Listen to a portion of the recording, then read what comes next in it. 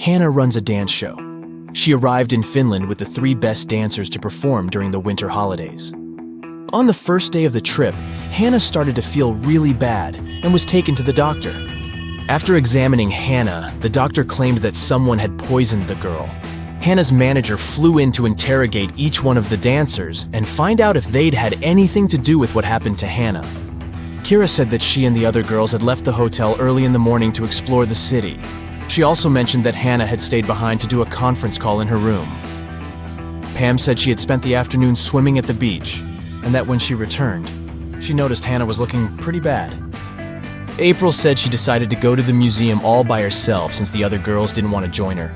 Hannah's manager noticed the girls' testimonies didn't match, and that it was definitely one of them who'd done it. Can you guess who is the culprit?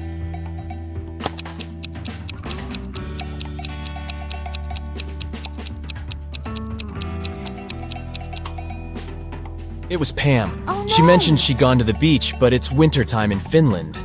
The water is freezing and mainly frozen this time of the year.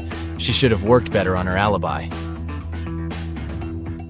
Oh no! Hannah's manager called the police, and they arrested Pam. Kira and April felt bad for their friend, but they still had to put on a show, and now they were a dancer short. The girls decided to look online for a new dancer. They found 3 girls who might do a good job at replacing Pam. Deborah, Lily, and Sally. One of the girls is a perfect match for the trio. Can you guess who?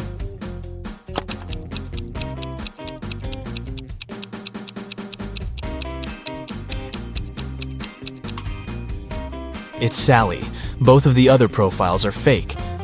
If you look closely at Deborah's picture, you'll see that the shadow on the back is not hers. It's definitely photoshopped. And look at Lily's birthday information. If that were true, she wouldn't have been born yet. Keith was a singer, and he was going to perform at Bath's House of Performing Arts. He was taking all of his equipment backstage to get ready for a sound check when a police officer ran into the room. The officer said that one of the actors from that night's show was a runaway criminal. There were 4 actors playing Santa Claus, but one of them was a fake. Take a look at their bags. Can you figure out who the criminal is?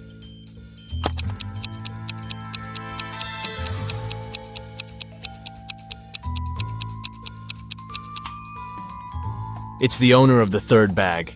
Santa never shaves off his beard, and that guy is carrying shaving cream. He must be the runaway.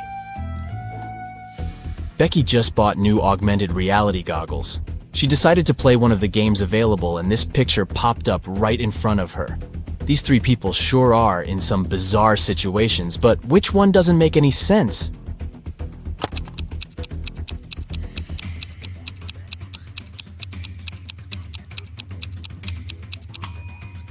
The man on the left is walking on lava.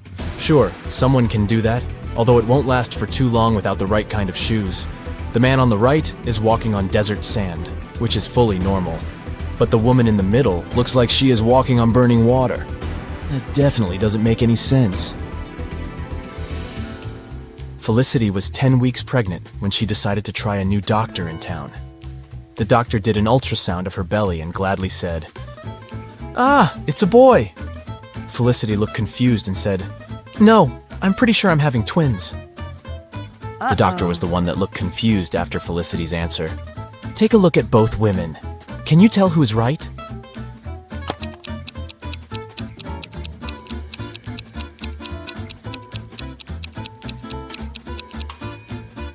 Felicity is right. I mean, take a look at this doctor. She isn't even a real doctor in the first place. She's not wearing proper medical attire, and she doesn't look like she knows what she is doing. Alex watched one too many Indiana Jones movies and decided to go to Egypt to explore ancient monuments. He spent days and days walking underground to try to find something valuable. One morning, when exploring a crypt, he ran into a huge wall full of symbols. Among the symbols, there was an encrypted message. It went like this: sun plus sun equals sign, moon plus moon equals sign, wave plus wave equals sign. Can you help Alex figure out the encoded message?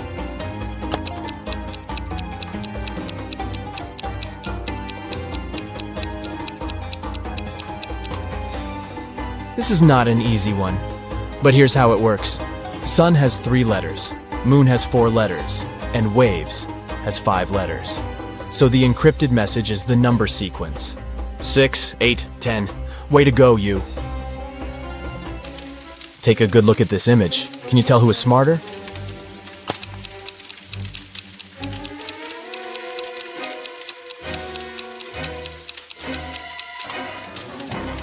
Let's see. There's a part of the house on fire, so ice would be a bad way to try to extinguish it. You would have to wait for the ice to melt into water. But during that time, the fire just grows.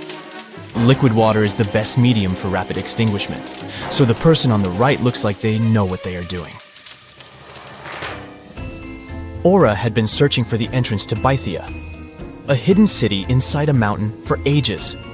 She searched the 7 seas and the 7 lands until she finally found a hidden door, guarded by 3 ancient creatures. She asked them if this was the entrance to Bythia, but they wouldn't say a word.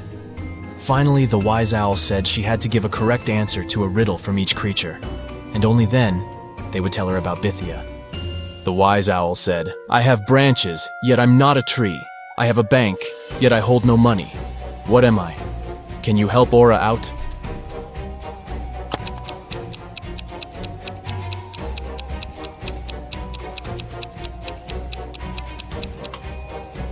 The correct answer is a river. A river has branches that flow into different streams, and the sides of the river are called riverbanks. The fox was up next, and his riddle said, "I have a bed, yet I don't sleep. I have a mouth, yet don't eat. What am I?" Aura took a while to figure this one out, but she got it right. Can you guess what she said?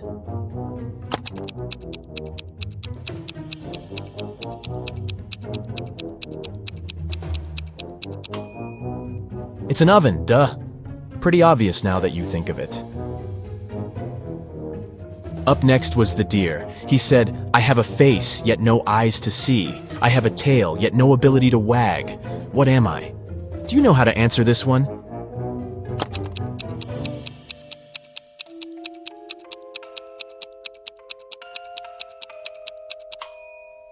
It's a clock.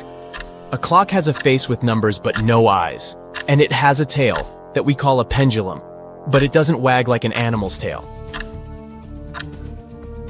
The wise owl opened the door and showed Aura that there were 3 pathways leading to Bythia. She should choose the correct one, otherwise she would get stuck in this in-between place forever and would never be able to get out. Take a look at the pathways. Which one should Aura choose to complete her journey?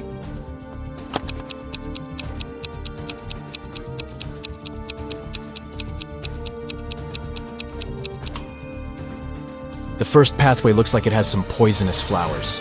The air looks like it's filled with their poisoned pollen, so that wouldn't be a nice one to go. The second pathway has dozens of angry-looking stags that could harm Aura, and the last one has a big lake that leads into a trail. She should go with the last one.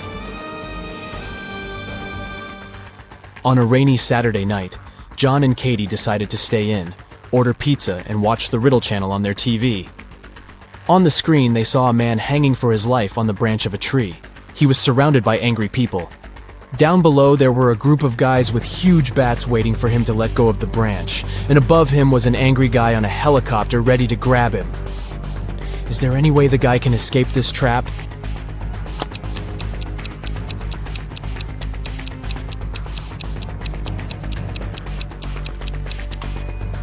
He should throw the bat that's in his pocket to the floor, aiming at the group below him. Hopefully, it would hit the guys below on the head, so he could let go of the branch and run as fast as he could into that nearby tunnel. This way, he'd escape the helicopter dude as well.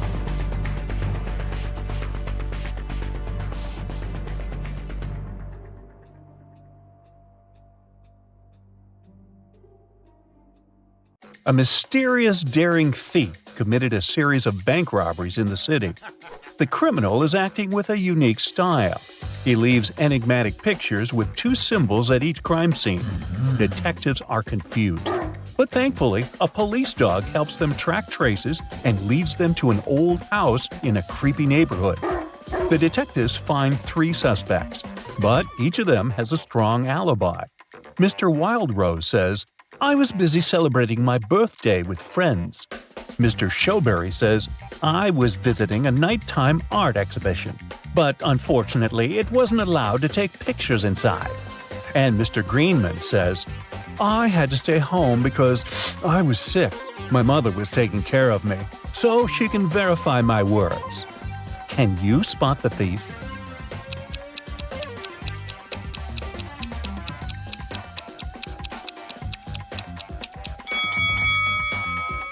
Do you remember the picture of the crime scene? It shows a snowflake and a berry. This hint points to Mr. Snowberry. The detectives arrest Mr. Snowberry, but he finds a way to escape from his cell. The policemen are chasing him around a 2-story jail building. Mr. Snowberry hides on the roof and decides to jump off it. Can you guess why he decided to jump instead of climbing this tree?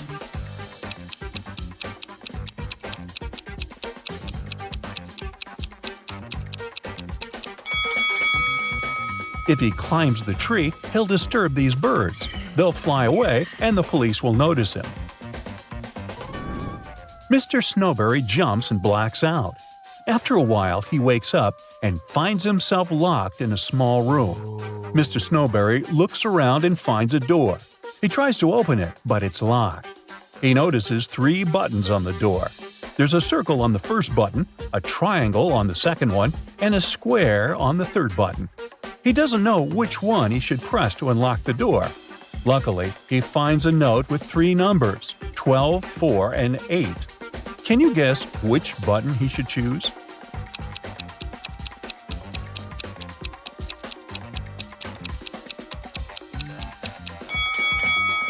There's a clock right above the door, and it's here for a reason. If we draw lines connecting 12, 4, and 8, we'll get a triangle.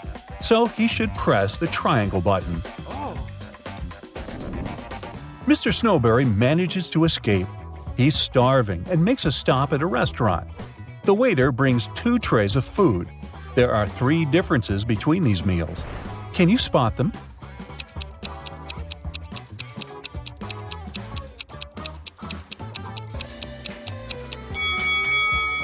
Ready to see the correct answer? Here they are. Yes! The policemen spot Mr. Snowberry at the restaurant. They begin to chase the criminal, and he hides in this street. Can you help them find Mr. Snowberry?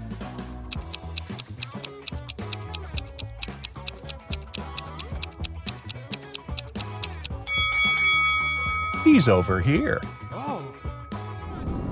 Finally, Mr. Snowberry ends up in jail, but the city is shocked by another crime that happened in a historical museum. Someone stole an ancient emerald statue during an exhibition. This artifact is expensive and very rare. So the detective starts his investigation immediately. He finds 3 suspects who were standing close to the crime scene, but each of them denies any involvement in the theft. Jeff says, "I was recently released from prison. I'd like to recover my reputation, so I avoid any trouble with the law." Peter, who claims to be a writer, says, "I would never risk my reputation for the sake of some stupid statue." And Frank says, "Sir, I'm a billionaire. I have enough money to buy this entire museum." Who is lying?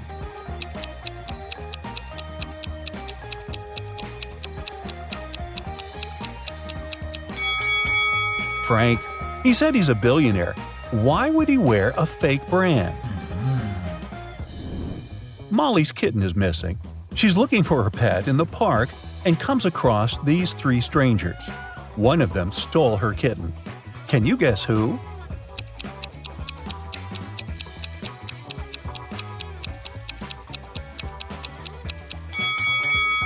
The first lady is just holding a bag with a toy cat. The second lady is pregnant. But the third guy is hiding a real kitten under his clothes. A weird incident happened at Mr. Green's hotel. All the fish disappeared from the aquarium. It's late, so Mr. Green suspects only 4 employees. Bobby, the porter, says, "I spent the whole day carrying guest bags, so I simply didn't have time for any thefts." The cleaner, Amy, says, "When I arrived at work, the aquarium was already empty." The waiter, Harry, says, "I was working all day, so I didn't walk near the aquarium." Meanwhile, Mary, the manager, says, "I don't like fish at all. I prefer dogs." After hearing their stories, Mr. Green knows for sure who stole the fish. What about you?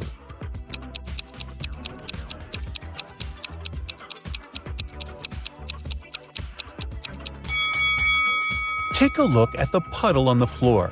Seems like Harry has recently gotten soaked, probably because he was trying to catch the fish from the aquarium. Oh no! Lauren checks into Mr. Green's hotel. In the lobby, she meets 3 porters who offer to take care of her luggage, but only one of them is trustworthy. Can you guess who?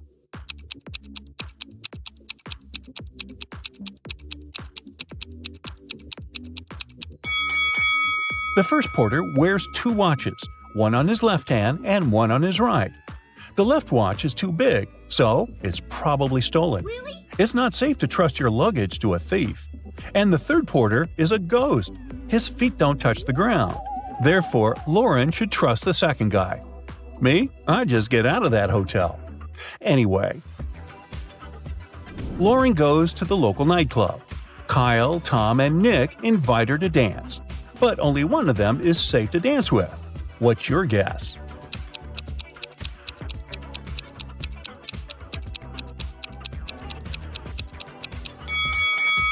Tom wears a leather jacket with sharp spikes. Oh. He can accidentally scratch Lauren while dancing. Take a look at Kyle's feet. It looks like he's about to turn into a werewolf. Oh my god. Lauren returns to the hotel and finds out that someone stole her favorite necklace from her room. Oh god. She runs to the lobby and faces 4 people: a manager, a janitor, a guest, and a porter. She asks, "Who stole my necklace?" But everyone swears to have nothing to do with the robbery. Can you help Lauren find the thief?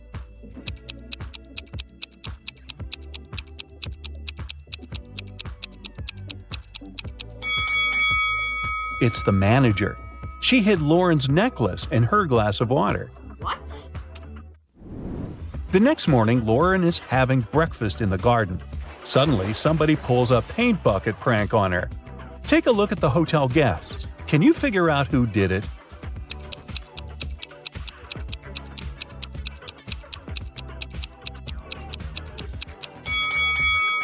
It was definitely the first guy. There are paint stains on his pants, and the color matches the prank paint perfectly. In the garden, Lauren finds something very curious. It's not alive, but it has 5 fingers. What is it?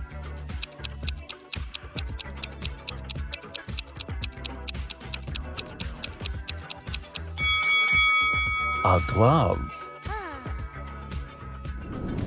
Mr. Green enters his office and finds a pleasant surprise on his desk. Someone brought a huge box of his favorite chocolates. Yes. Mr. Green questions his employees, but everyone swears to have nothing to do with the gift. The cleaning lady, Glenda, says, "Sir, I haven't entered your office room yet. I was too busy cleaning the bathrooms." The hostess, Holly, said, "I entered your room 2 hours ago to bring some documents. I didn't notice any chocolates." And the manager, Kara, said, "Wow, I had no idea you like chocolates. I started my shift 30 minutes ago and I didn't leave the lobby." Who's the secret admirer? Can you guess?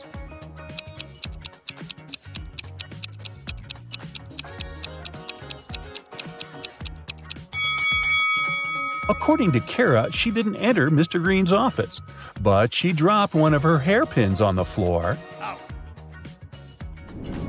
Mr. Green invites Kara for lunch at the local buffet. There are 4 meals that they can enjoy: pizza, pasta, salad, and sushi. However, some of these meals are not safe. Can you figure out which ones?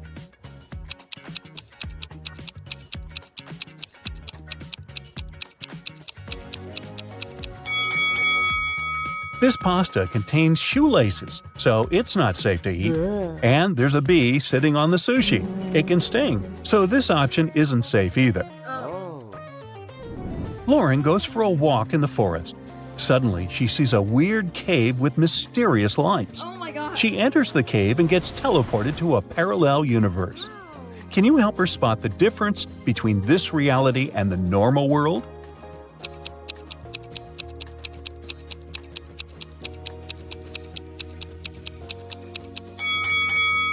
This lady is wearing shoes on her hands. Well, that's weird. Lauren meets a wizard who promises to send her home. But first, she has to crack his riddle. Spelled forwards, I'm what you do every day. Spelled backward, I'm something you hate. What am I?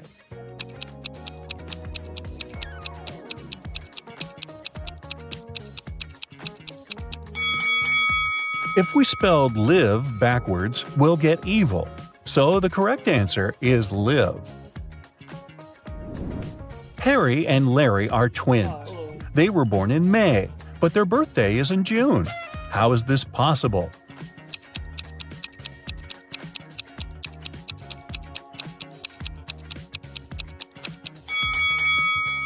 Well, it's possible because May is a town. Gotcha. Sarah is a PhD student at UTC. She lives in a big house with 4 other students from her program. One Friday night, she went out for coffee, and when she returned home, she found her super expensive laptop was missing. It had her top-notch research in it. She suspected that one of her housemates might have stolen it, so she decided to conduct an investigation. Alex, the oldest of them all, said he had been working in his room all day long and that he had been so focused on his work that he didn't see or hear anything out of the ordinary. Ben, who was one of Sarah's best friends, said he had been watching TV in the living room while she went out and hadn't seen anyone go in or out of the house. And Chloe, Sarah's apprentice, said she had gone out for groceries about the same time Sarah had gone out for coffee. After hearing all of them out, Sarah knew immediately who had stolen her laptop. Can you guess who did it?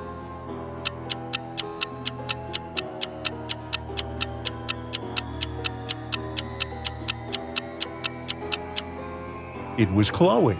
She said she had gone out for groceries. But Ben was in the living room the entire time and didn't see anyone leave the house. She probably stole it to see the secret things Sarah had been working on. It's a rainy morning in New York City, and 3 influencers are waiting for a cab in the rain. One of them is in Brooklyn Heights, the other is in Chelsea, and the last one is in Bushwick. Take a look at the image. Can you tell who is going to get wet first?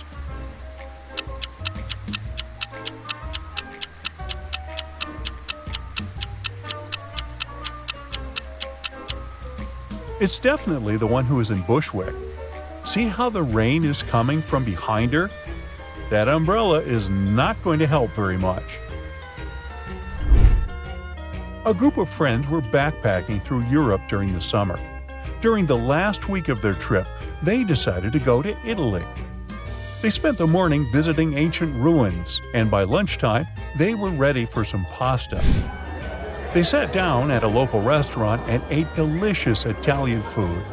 But when it was time to pay the bill, they noticed their wallets were missing.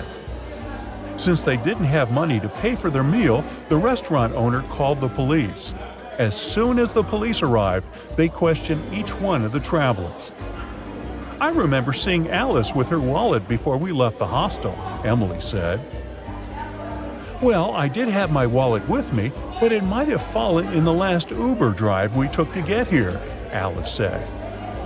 "I'm sure I had my wallet with me when I got to the restaurant, but I just can't seem to find it now," Jake said. "My wallet was in the bag the whole time, but I just noticed someone opened it and left it open," Lily said. The police officer wasn't sure whether the group of travelers was telling the truth, so he asked to see the restaurant security footage.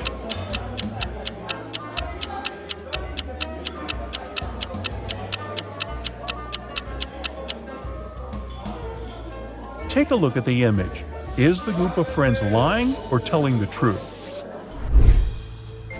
They were telling the truth. Look at that suspicious guy that entered the restaurant. He pretended to be a waiter to get close to the table.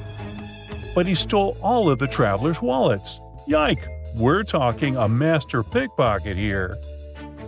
A small town only has 3 detectives. Since they all claimed to be the best detective in town, the mayor came up with the ultimate challenge to determine once and for all who is the best.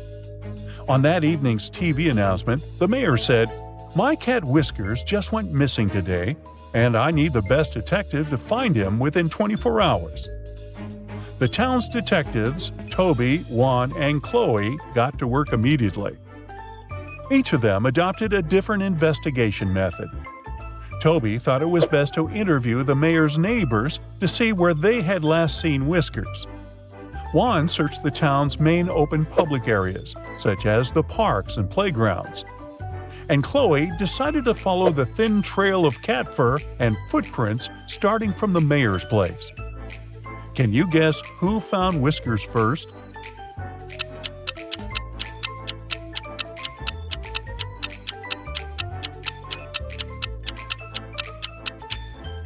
It was Chloe.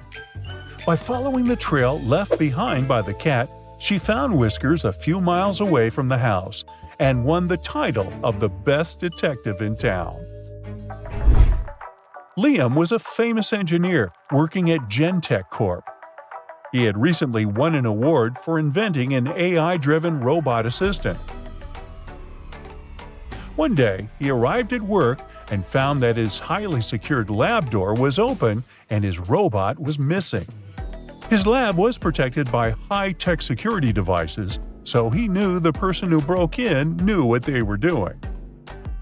He accessed his computer logs and found a sequence of numbers that looked out of place. The numbers were 12, 9, 6, and 5.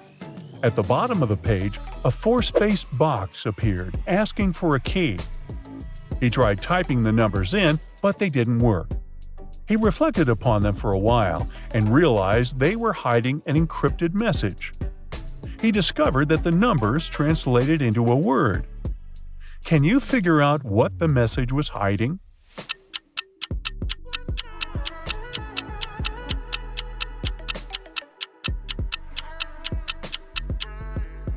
Liam understood that the numbers were referring to a letter of the alphabet. The 12th letter is the letter L, and the 9th letter is the letter I. So, the sequence makes up the word LIFE, which is pronounced life. He inserted the word LIFE into the box at the bottom of his computer, and 4 different videos opened up on his screen. Each one of the videos showed a different location. The first video showed a park right next to Liam's office building. The second video showed an electric car shop. The third video showed Liam's living room, and the last video showed a theme park. Liam guessed that these images were a clue to where his robot might be. Can you help him choose the most likely place where the robot could be?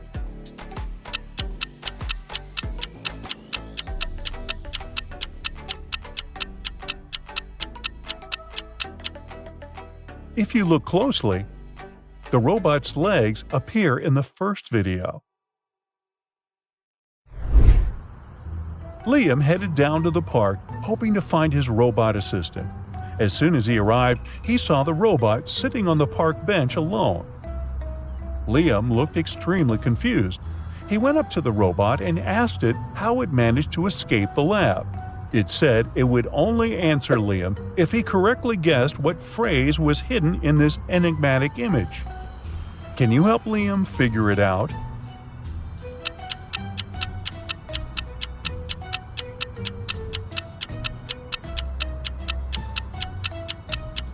Oh, this sure is a clever robot.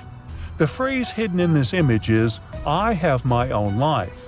I guess this AI robot was asking for some space of his own, huh?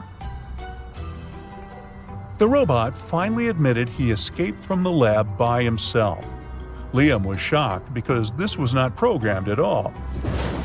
When he tried entering a command to make his assistant follow him back to the lab, the robot multiplied into 2 other virtual robots.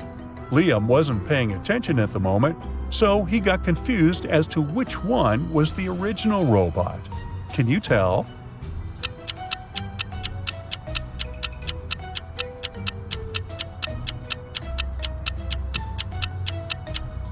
It's the third one on the right.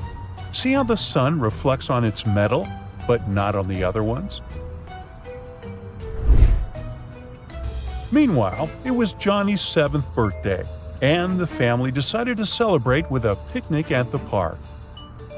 The entire family was there, including the 2 dogs, Luke and Obi-Wan.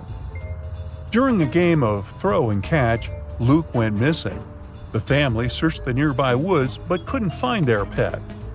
That's when they decided to call the police office. The police listened attentively to each family member's account. The dad said that he had seen Luke chase a squirrel deeper into the woods. Mom said she had heard Luke barking from the riverbank. Emma, Johnny's sister, said she had heard Luke barking from the meadow. Ethan, Johnny's older brother, said he could have sworn seeing Luke head toward the park's old bridge. Based on each one of the family members' accounts, where should the police officer look for the dog first?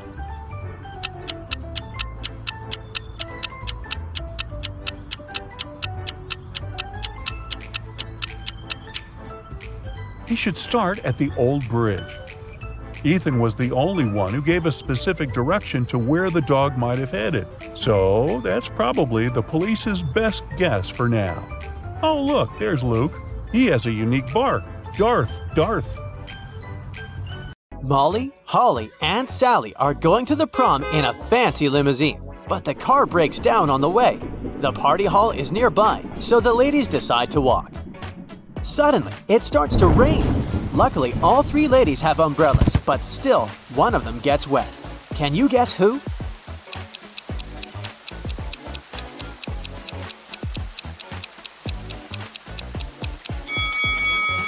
Holly. Her skirt is wider than the diameter of her umbrella. Finally, the ladies arrive at the prom. All of their friends look very elegant and fancy. Leah is wearing very expensive designer shoes. Bella carries a Chanel bag. Alice is taking selfies with the latest smartphone. And Kim is showing off a sparkling diamond necklace. But in fact, only one of them is wealthy. Can you guess who?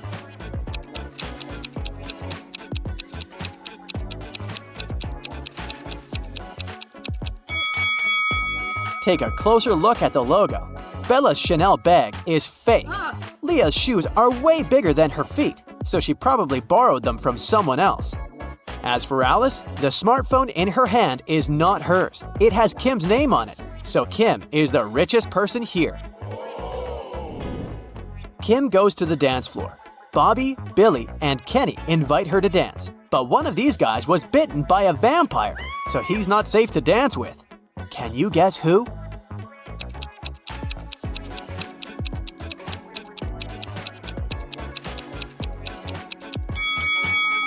Bobby has a red mark on his shirt, but it's just lipstick. Billy's drinking something red, but it's just a cherry punch. Meanwhile, Kenny doesn't have any shadow, so he's a vampire. Kim goes to the ladies' room, but all 3 stalls are occupied. There's a robot inside one of them. Can you guess where?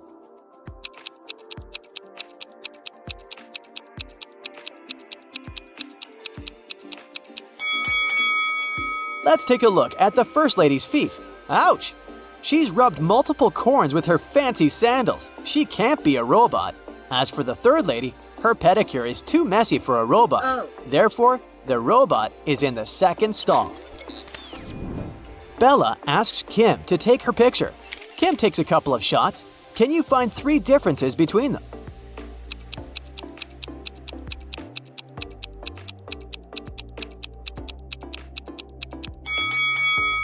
Here they are.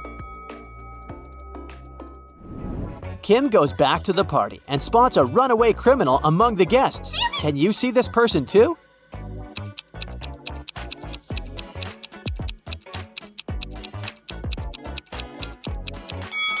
It's the show host.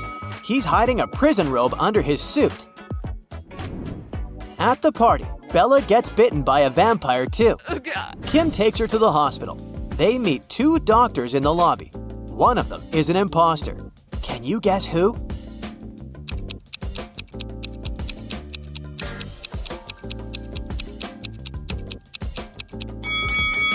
Real doctors wear gloves, and the woman on the right doesn't wear any. Bella gets into a hospital ward with 3 other people. One of them is not sick. Can you guess who?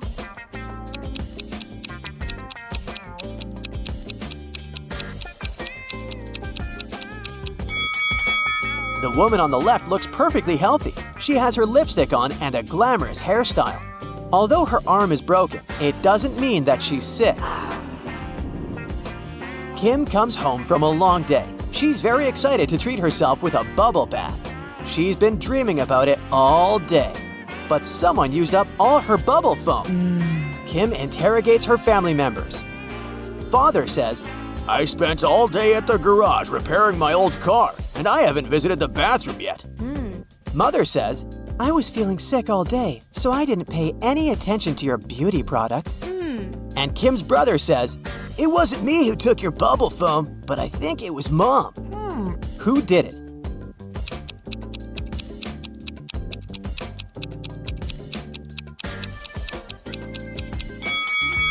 Take a closer look at Dad's beard. There's pieces of foam on it. Busted! The next night, Kim goes to a sleepover with her friends. One of them is a werewolf. Can you guess who?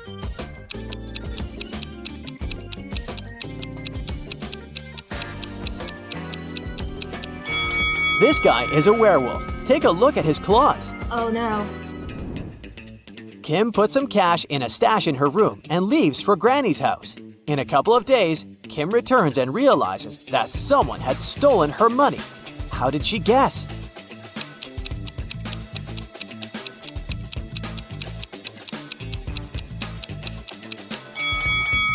Kim's stash was in this book. It was on the shelf when she left, and now the book is gone. Oh God. Kim runs to the living room and yells at her family. "Who stole my book?" Everyone swears to have nothing to do with the robbery, but Kim spots the thief right away. What about you?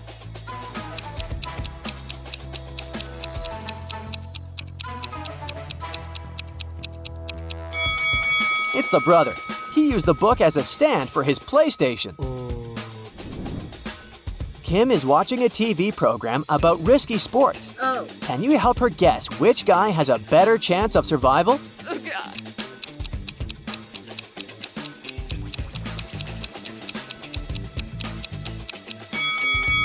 The one who's falling into the snow has a higher chance to survive. Hitting the water can be tough, and he still needs to get out of the ocean. Kim's dad wants to buy a boat. His agent arranges a meeting with 3 people. Each tells a brief story about their boats. Karen says, "My husband gave me this boat 5 years ago as a wedding gift. That's why it has my name. But now I want to sell it because we don't use it." Charles says, "I inherited this boat from my father. It works very well, but I don't need it because I'm moving abroad." And Liam says, "I built this boat on my own, but now I'm building a bigger one, so I'd like to sell it to get some cash." One of the sellers is lying. Can you spot who?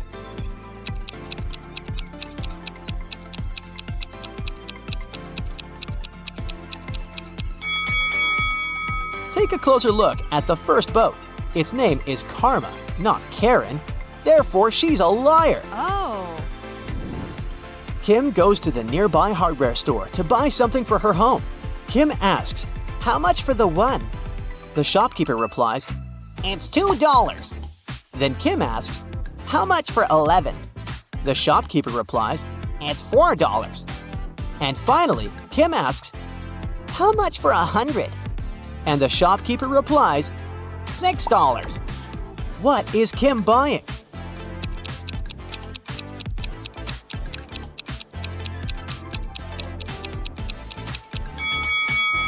She's buying a house number. Each digit costs $2. Kim's cat, Fluffy, ran away. She's been looking for him in a forest all evening. Finally, she gets tired and heads home. But suddenly, she sees a witch's house on the way. Kim enters and faces the witch. Fluffy is sitting on her lap. The witch says, "I'll release your cat if you crack my riddle. I have 2 besties who are identical twins. Emma was born in 2003 and Gemma in 2004. How is it possible?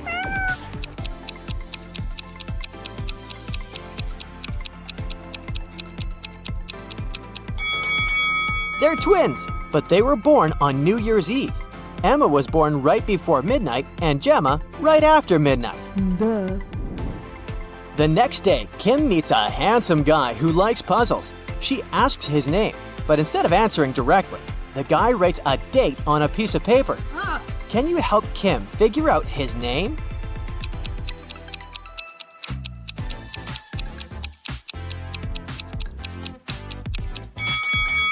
Each number implies a particular letter of the alphabet. The guy's name is Theo. Theo invites Kim to an art exhibition. Take a look at these squares. Which one is bigger, yellow or green?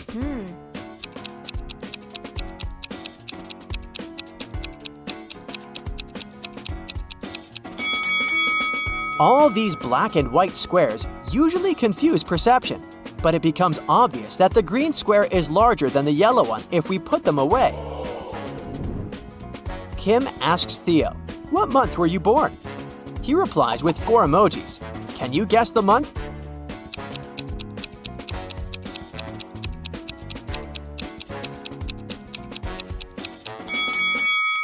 Jack-o'-lantern stands for J. The next emoji implies U. Nut stands for N, and eggplant stands for E. Theo was born in June. Kim and Theo go for a walk in an abandoned village. They see a sign leading to a famous haunted castle. There are 4 possible routes, but only one of them will actually lead them to the castle. Can you figure out the correct way?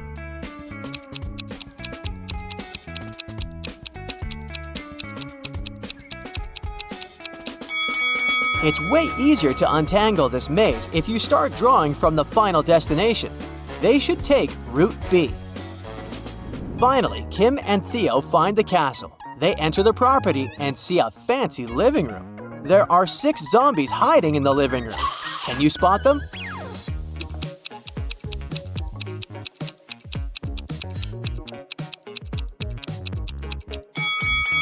Hello! The guys run away from the zombies and hide in the basement. They wander around and see 3 doors. Suddenly, the basement begins to get filled with water. Kim and Theo have to choose a door quickly to escape. But each door has a surprise. There's a tank with a family of sharks behind the first door. There's a deep hole with sharp venomous corals behind the second door. And there's a tank with piranhas behind the third door. Which door is more or less safe?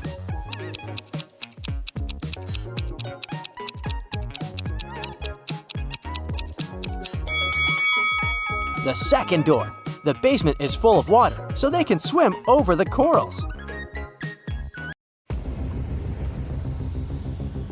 Matt buys a new house. In the basement, he discovers 3 signed boxes and a note. It says that one of the boxes contains $1 million. The 2 other boxes are empty, according to the note.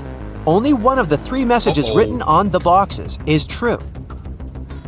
On the first box, it said that the cash is not there. The second box has a similar message, the cash is not here. And the third box says that the cash is in the second box. If you were Matt, which bag would you choose?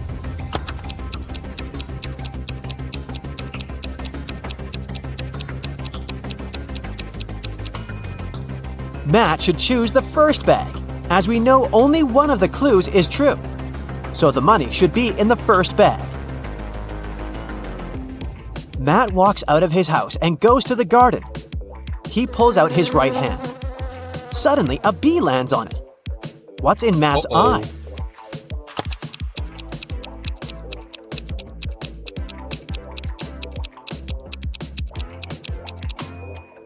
Beauty.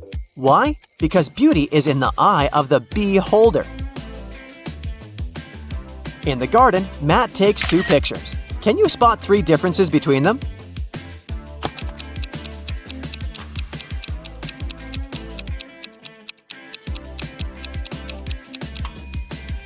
Here they are. Matt returns home and figures out that someone has broken into his house, and the thief has just left. How did Matt figure this out?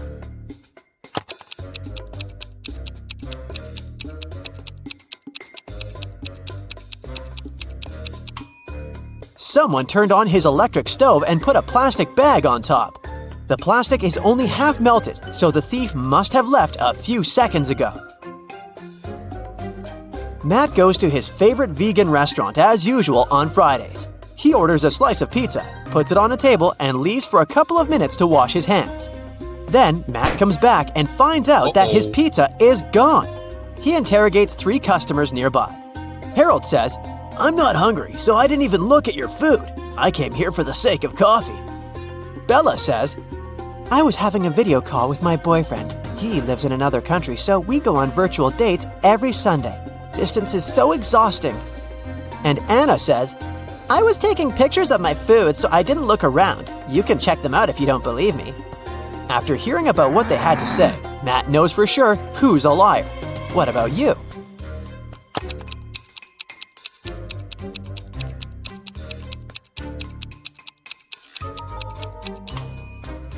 According to Bella, she goes on virtual dates every Sunday. But it's Friday. Liar! Matt's girlfriend Erica is visiting him in his lab. Suddenly, she faces 2 identical Matts. Can you help her figure out who's a clone?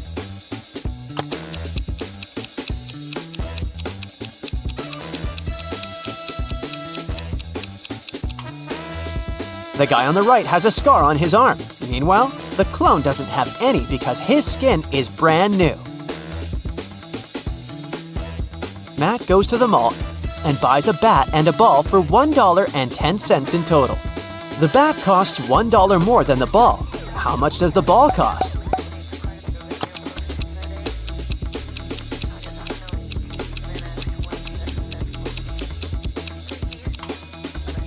Nope, the correct answer is not 10 cents. It's actually a little less. A ball costs 5 cents and the bat $1.05. And together they total $1.10. Someone robbed Matt's lab. The thief stole the cloning device and he's going to hand it over tonight. This is a great opportunity to catch the criminal. The police figure out the approximate place where to look for the device. They decide to question several people nearby. Greg says, "The garbage truck has just emptied the overhead trash cans." Jeff says, I'm in charge of these trash cans. I checked all the cans next to the yellow ones and found nothing interesting. And Bill just points at all the trash cans that someone approached today. Can you help the police find the trash can with the stolen device?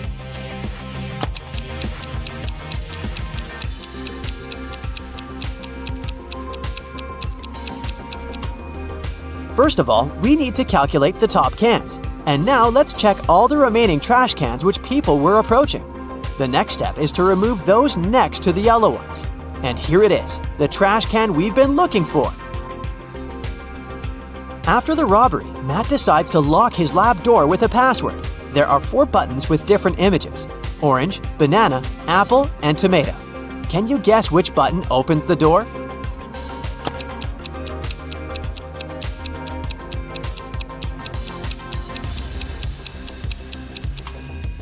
The odd one out is the tomato because all the others are fruits, so it should open the door. A priceless crystal disappeared from the local science museum. The thief left no trace behind. After analyzing the museum's security cameras, Matt invites 3 suspects for an interrogation.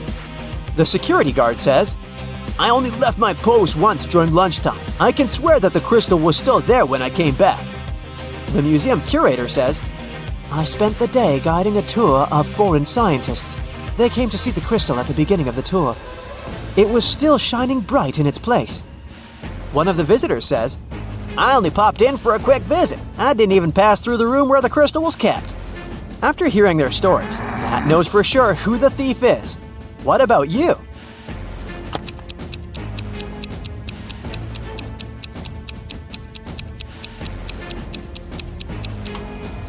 It was the visitor. He hid the crystal in his sleeve. Matt's brother Greg arrives at his house to eat together. He yells, Matt, the microwave is on, and it's already defrosting our dinner. Greg hears Matt's reply from the bathroom. Could you please check the microwave and let me know how much time is left? Greg grabs his phone and calls the police. He reports a dangerous situation involving his brother. How did he know?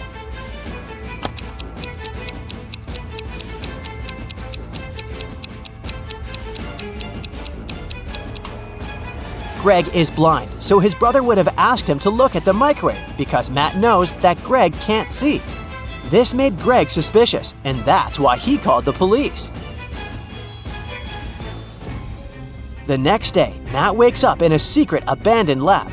He wanders around and finds 3 doors leading to freedom, but each door is hiding an unpleasant surprise. Here's a creepy monster sitting in a cage behind the first door. It's very hungry and angry. There's a bunch of venomous snakes crawling behind the second door, and the lights are off, so Matt won't be able to see them. And behind the door, there's a huge fire. Which way is more or less safe?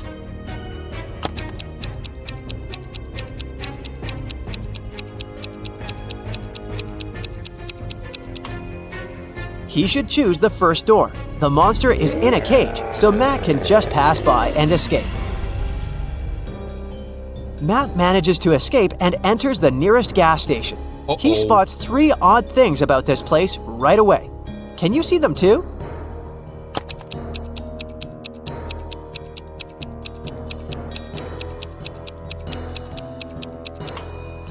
The poster with the engine oil advertisement offers a 0% discount. The cashier has an octopus tentacle instead of hands. See this package of chips? It says they have the flavor of spiders. That's weird. The cashier agrees to help Matt get home if he manages to solve his riddle. I came first on Earth, but second in heaven. I also come twice a week, but I'm found just once a year. I stay away for months, but you can find me in February. What am I?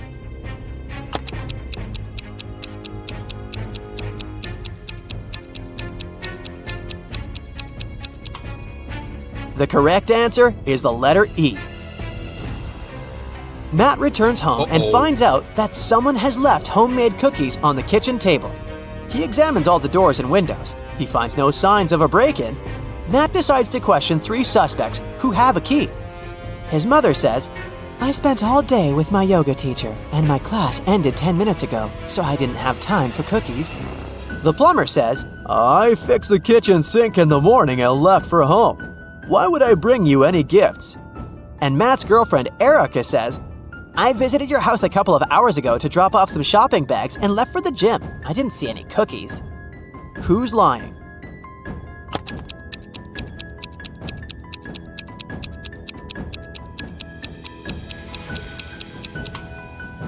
The plumber. Take a closer look at the kitchen sink. It has no tap. Therefore, he lied. Matt is walking in the local restaurant and gets lost in a maze. He has only 15 seconds to get out before it starts raining. Can you help him find the right direction?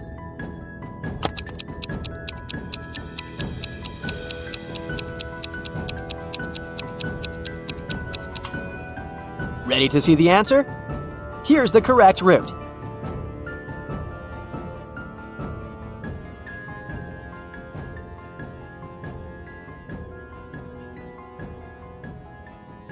Bella is planning a workshop for hairdressers. She needs a model with natural hair color.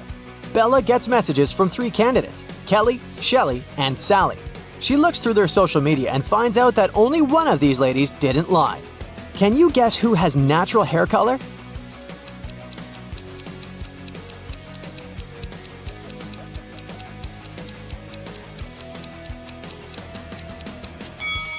Kelly has gray roots, so she dyes her hair. Shelly has yellow blonde hair. It looks pretty natural, but it proves nothing. Meanwhile, Sally has red hair. And she has family pictures that show that her parents and siblings have the same hair color. So, Bella should choose Sally. The next day, Bella goes hiking with her friends, Jeff and Kim. They're hanging out on a high rock. Can you spot who's in danger?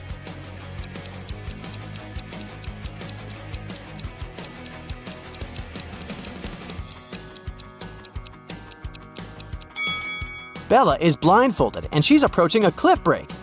Jeff is digging with a shovel, but there are electrical wires underneath. And Kim is just trying to feed a squirrel, but everyone is in danger.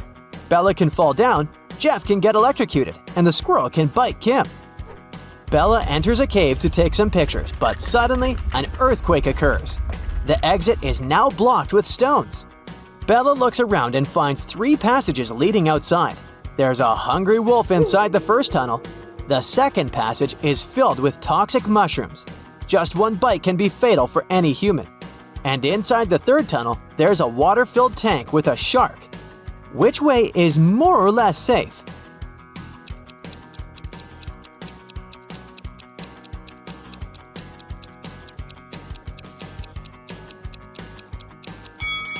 Bella should choose the second passage. The mushrooms are only dangerous when eaten. No one is forcing Bella to eat them. Bella is walking back home and sees a lonely dog on a playground. One of these guys is its owner. Can you guess who?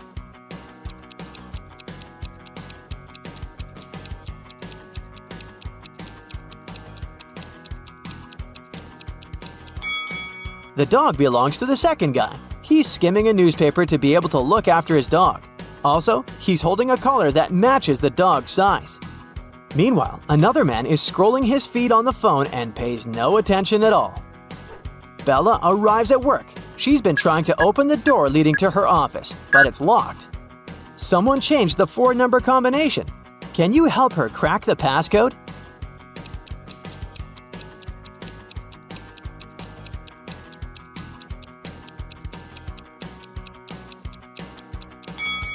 There's the word hide written next to the door.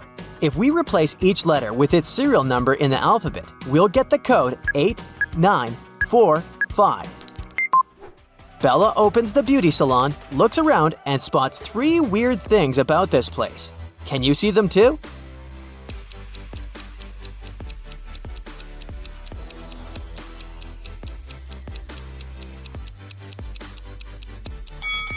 The mirror doesn't reflect reality.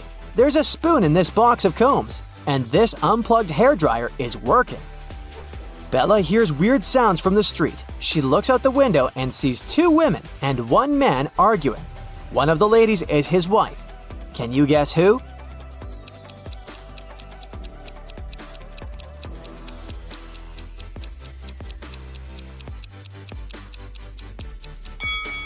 The man and the lady in a yellow shirt have matching rings. Therefore, she's his wife. 3 clients arrive at the beauty salon and ask for old-fashioned hairstyles.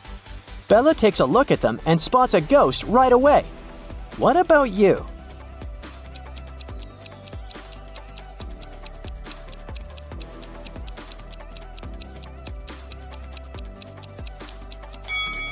The first lady is dressed up as a ghost, but she's wearing jeans underneath her costume, so she's probably an actress.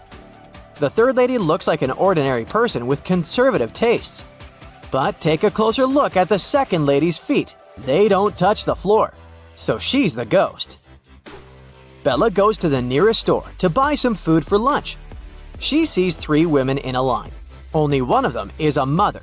Can you guess who?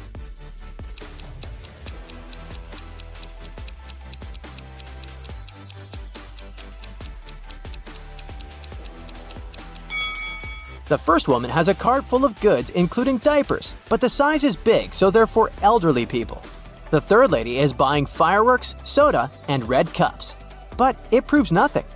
She's probably just going to throw a party. Meanwhile, the second lady has a stain on her dress and she looks pretty sleepy, so she's a mother. Bella moves on to the next store. There's a line with 3 customers, and one of them is a thief. Can you guess who?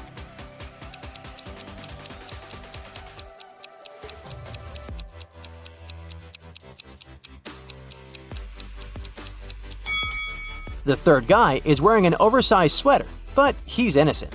Meanwhile, the second guy in a hoodie hid the stolen goods in his hood. The next morning, Bella wakes up in an abandoned house. A creepy voice says, I'll set you free if you guess the password correctly. "Can you help her escape?"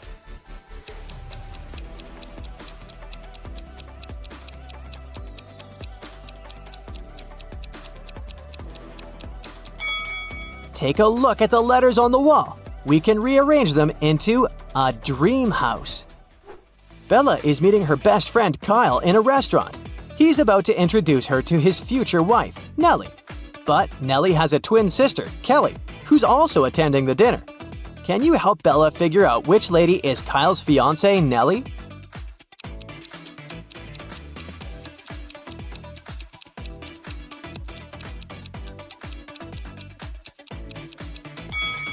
The twins look exactly the same, but Nellie has a heart-shaped necklace. Bella is watching the videos of her favorite travel bloggers. One of these guys is a millionaire, while the other one is broke. Can you guess who is who?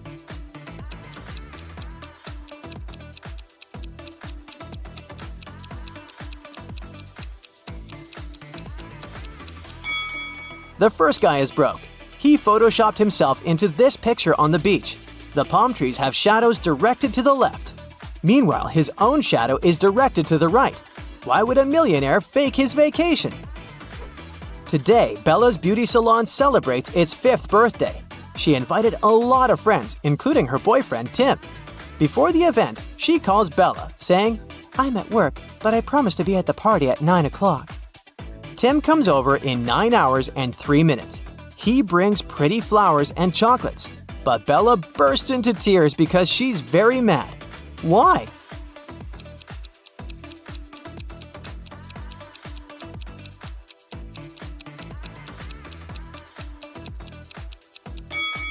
Bella was expecting her boyfriend to arrive at 9 p.m., but he came at 9 a.m. the next morning.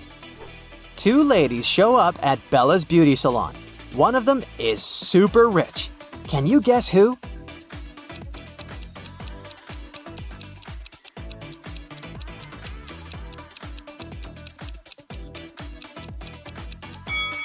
The second lady is a bag designer. The first lady is wearing her brand. So, the second one must be really rich. Bella is attending Kyle's wedding. All of his friends show up looking rich and fabulous. Mike has a bunch of expensive gadgets. Chuck is wearing a brandy suit. And Lily is driving an exclusive sports car. But only one of them is really rich. Can you guess who?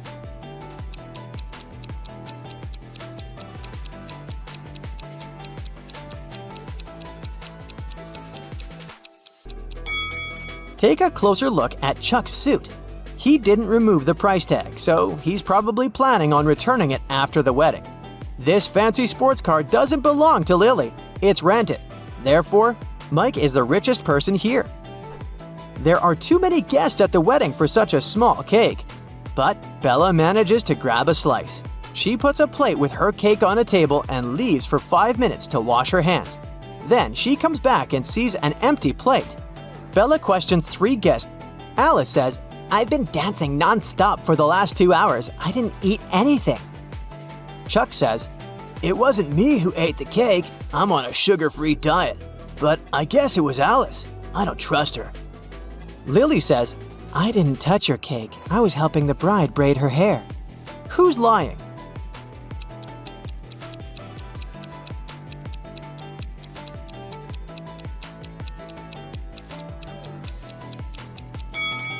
Take a closer look at the bride's hairstyle. She doesn't have any braids. Therefore, Lily's story is fake. The wedding is going well, but at some point the bride notices that her diamond ring is missing. The robber manages to escape from the wedding, and he's hiding nearby. Can you spot him?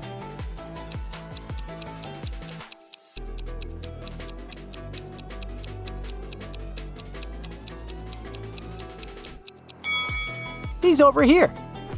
The next morning, Bella arrives at her beauty salon. Oh no! Someone stained the walls with paint. Bella finds 3 suspects and questions them. Molly replies, "I spent the last 3 days in another state at my parents' house. You can ask them if you don't believe me." Kelly says, "Yesterday I stayed here after closing to dye my hair. Sheila was helping me with my black roots. But then we left."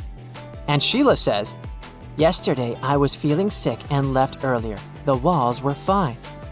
Who's lying?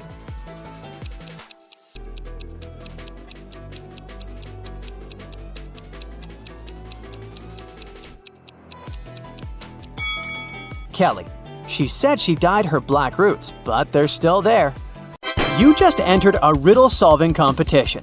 The game show host shows you the first riddle you have to answer. Take a look at the image. Who do you think will be able to make it all the way across the line?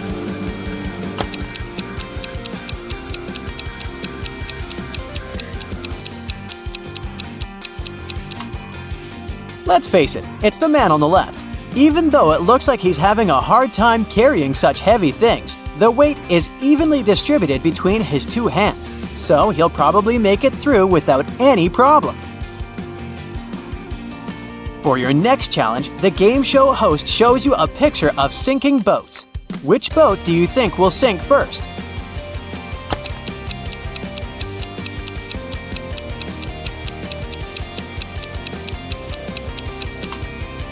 The first boat has 2 holes in it, but somehow it has way less water inside. The second boat only has 1 hole, but look at the amount of water that got inside. It's definitely the second boat that's going to sink first. Since you passed the first 2 rounds, the third one gets a bit harder.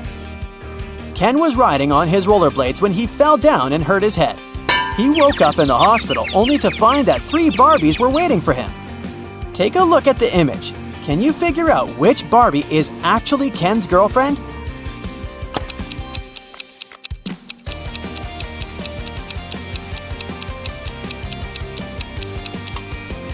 This is a tricky one. It can't be the third Barbie, because the real Barbie would never wink at Ken.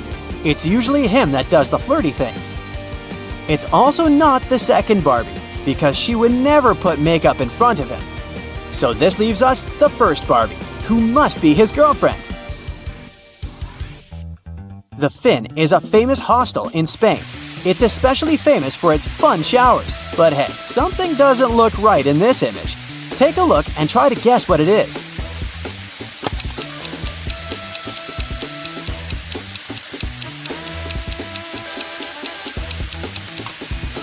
The woman on the right is squeezing a ketchup bottle instead of a shampoo bottle. That's definitely weird, huh? For the final rounds, the host picked out a few written riddles for you. The first one is, I speak without a mouth and hear without ears. Am I a microphone, a phone, or an echo? What would you say?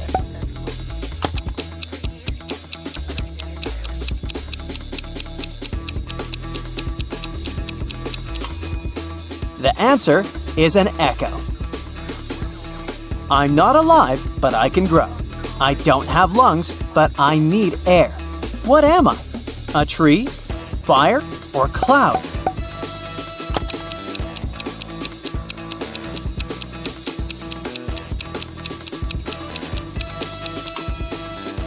The correct answer is fire. Way to go if you chose that. Matthew works in the same company as Jean. He's had a crush on her for months and has been trying to impress her in any way he can think of. That's why he decided to take part in the Brain Challenge, a contest his company organizes once a year.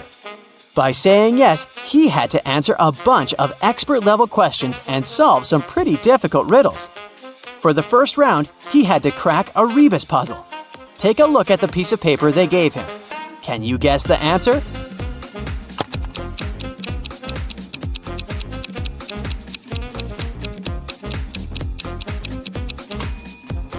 The answer was invisible string. Nice! For the next round, they took Matthew to a room full of random stuff. His task was to find a specific object. As a clue, they gave him a piece of paper that said, "What goes up when the rain goes down?" Look around and help him find the object.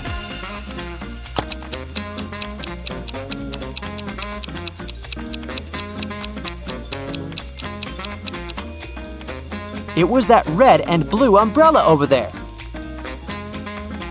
For the final round, Matthew had to solve an AI riddle.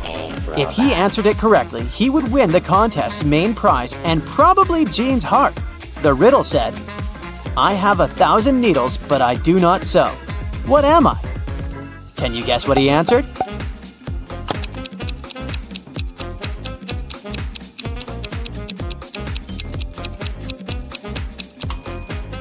The correct answer is a porcupine. Alfred is a supermodel, and he just landed his dream job. The biggest magazine in the country invited him to be on the cover of their latest issue.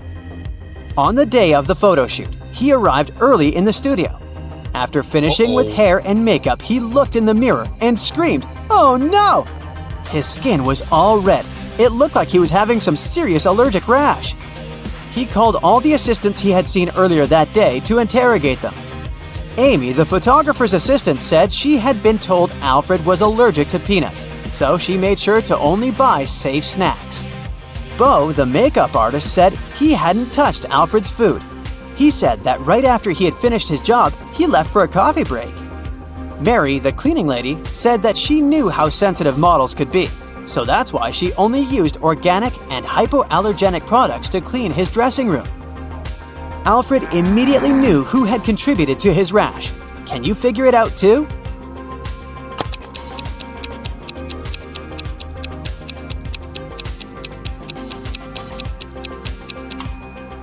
It was definitely Bo. Sure, he didn't have access to Alfred's food, but he was the only one who touched Alfred's face that day. Liv was recording a dance routine for her social media page when a huge portal opened up and swallowed her whole.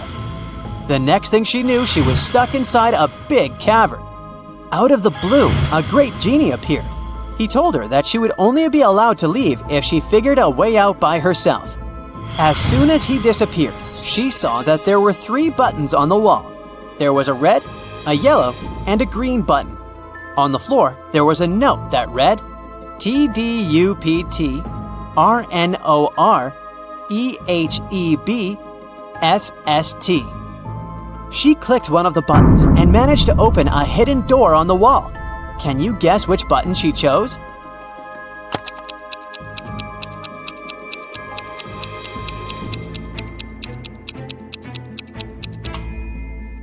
The red button.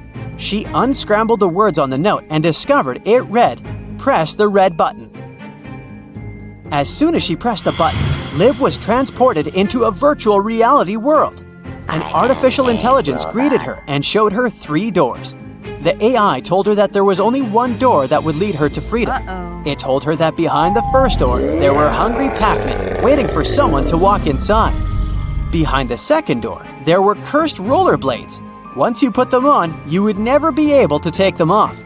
Plus, they had a will of their own and ended up taking you to some pretty dark places. Behind the last door, there were flying fuzzy creatures with laser eyes that burn anything they came into contact with. Which door do you think Liv should choose to escape?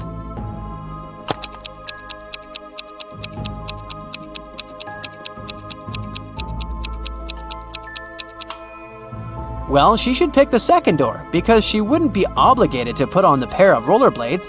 She could walk past them and straight to her freedom. During the time she was gone, Liv noticed that someone had stolen her laptop. It had all of her social media content in it. She figured it must have been one of her roommates, so she decided to take a look around the house to try to find it. Take a look at these images. The first room belongs to Jill. The second one belongs to Rachel, and the third one belongs to Amy. Can you figure out who stole Liv's laptop?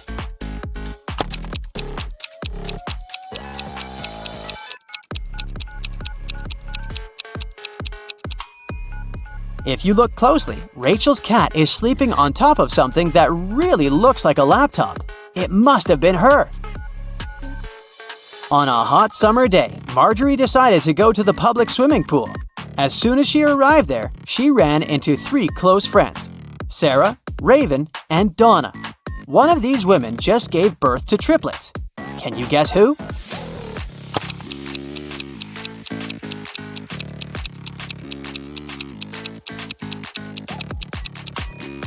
It was Donna. If you look closely at her wrist, she's wearing 3 DIY bracelets with the word Mom written on them. Sam was backpacking through Latin America when he stopped at a restaurant to get some lunch. When he walked inside, he immediately spotted something weird. One of the customers is definitely not human. Can you guess who?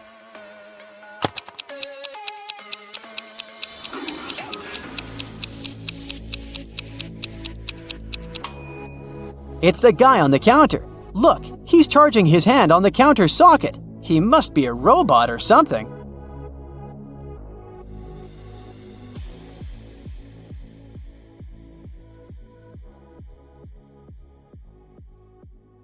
A mysterious, daring thief committed a series of bank robberies in the city.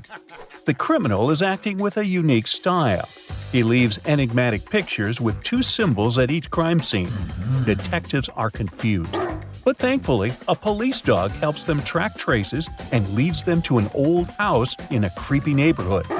The detectives find 3 suspects, but each of them has a strong alibi.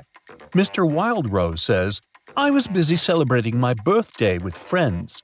Mr. Showberry says, "I was visiting a nighttime art exhibition, but unfortunately it wasn't allowed to take pictures inside."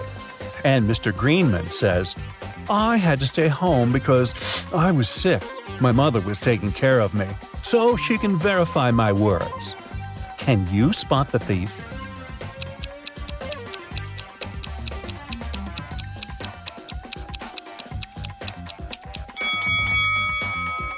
Do you remember the picture of the crime scene? It shows a snowflake and a berry. This hint points to Mr. Snowberry. The detectives arrest Mr. Snowberry, but he finds a way to escape from his cell.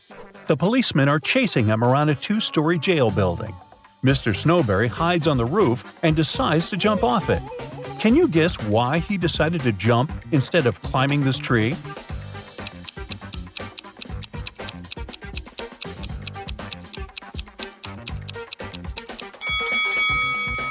If he climbs the tree, he'll disturb these birds. They'll fly away and the police will notice him.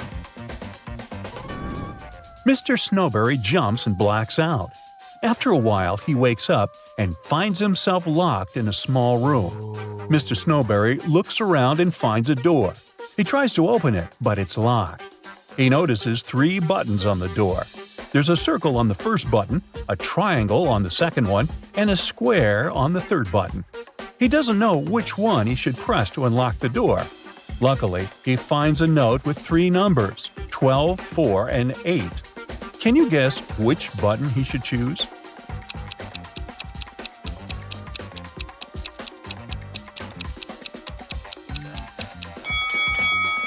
There's a clock right above the door, and it's here for a reason. If we draw lines connecting 12, 4, and 8, we'll get a triangle. So he should press the triangle button. Mr. Snowberry manages to escape. He's starving and makes a stop at a restaurant. The waiter brings 2 trays of food. There are 3 differences between these meals. Can you spot them?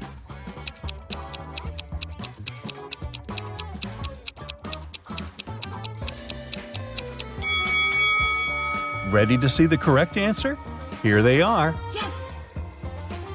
The policemen spot Mr. Snowberry at the restaurant. They begin to chase the criminal, and he hides in this street. Can you help them find Mr. Snowberry?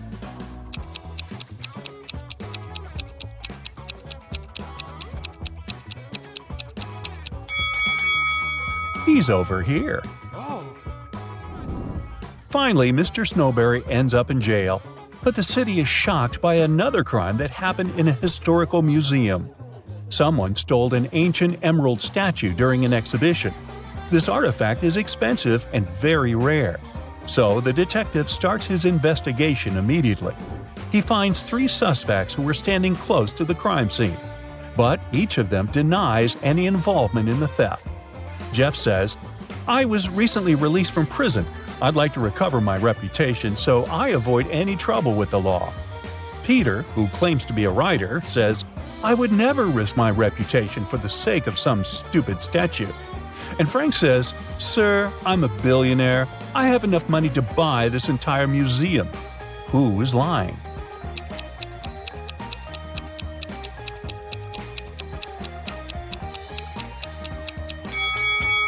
Frank. He said he's a billionaire. Why would he wear a fake brand? Molly's kitten is missing. She's looking for her pet in the park and comes across these 3 strangers. One of them stole her kitten. Can you guess who?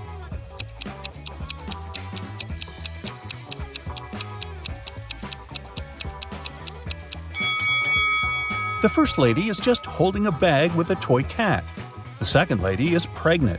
But the third guy is hiding a real kitten under his clothes. A weird incident happened at Mr. Green's hotel. All the fish disappeared from the aquarium. It's late, so Mr. Green suspects only 4 employees. Bobby, the porter, says, "I spent the whole day carrying guest bags, so I simply didn't have time for any thefts." The cleaner, Amy, says, "When I arrived at work, the aquarium was already empty." The waiter, Harry, says, "I was working all day, so I didn't walk near the aquarium." Meanwhile, Mary, the manager, says, "I don't like fish at all. I prefer dogs." After hearing their stories, Mr. Green knows for sure who stole the fish. What about you?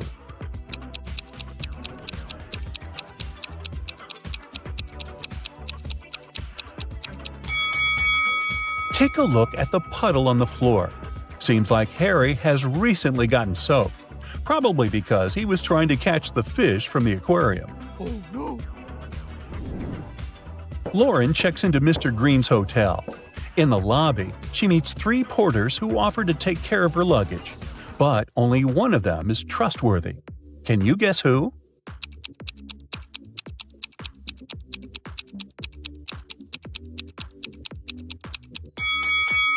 The first porter wears 2 watches, one on his left hand and one on his right.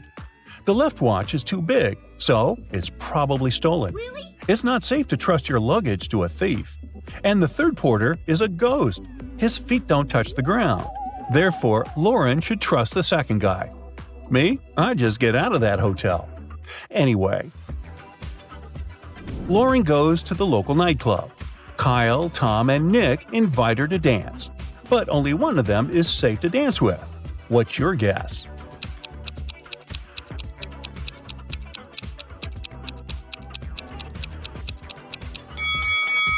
Tom wears a leather jacket with sharp spikes. Oh. He can accidentally scratch Lauren while dancing. Take a look at Kyle's feet. It looks like he's about to turn into a werewolf. Oh my god. Lauren returns to the hotel and finds out that someone stole her favorite necklace from her room. Oh god. She runs to the lobby and faces 4 people: a manager, a janitor, a guest, and a porter. She asks, "Who stole my necklace?" But everyone swears to have nothing to do with the robbery. Can you help Lauren find the thief?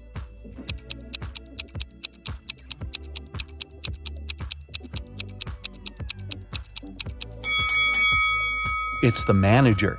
She hid Lauren's necklace in her glass of water. What? The next morning, Lauren is having breakfast in the garden. Suddenly, somebody pulls a paint bucket prank on her. Take a look at the hotel guests. Can you figure out who did it?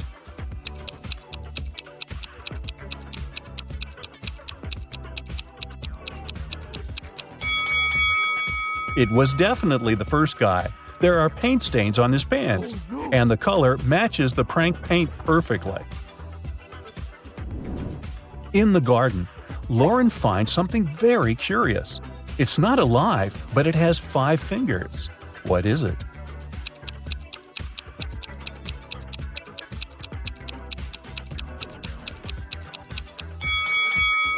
A glove. Mr. Green enters his office and finds a pleasant surprise on his desk. Someone brought a huge box of his favorite chocolates. Yes. Mr. Green questions his employees, but everyone swears to have nothing to do with the gift. The cleaning lady, Glenda, says, "Sir, I haven't entered your office room yet. I was too busy cleaning the bathrooms." The hostess, Holly, said, "I entered your room 2 hours ago to bring some documents. I didn't notice any chocolates." And the manager, Kara, said, "Wow, I had no idea you like chocolates. I started my shift 30 minutes ago and I didn't leave the lobby." Who's the secret admirer? Can you guess?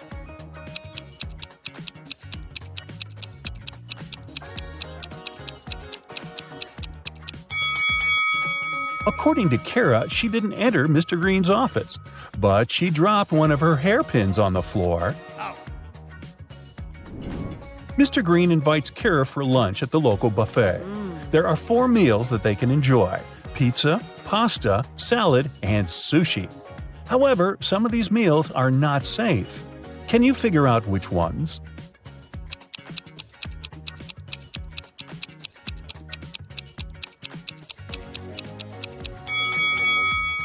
This pasta contains shoelaces, so it's not safe to eat. And there's a bee sitting on the sushi. It can sting, so this option isn't safe either. Lauren goes for a walk in the forest. Suddenly, she sees a weird cave with mysterious lights. Oh my god. She enters the cave and gets teleported to a parallel universe. Can you help her spot the difference between this reality and the normal world?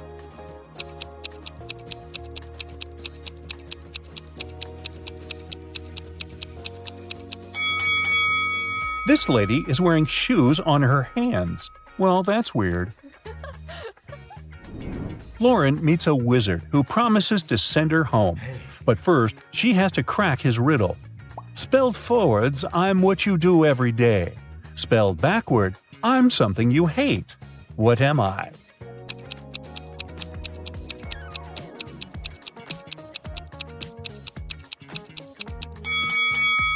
If we spelled live backwards, we'll get evil. So the correct answer is live. Harry and Larry are twins. They were born in May, but their birthday is in June. How is this possible?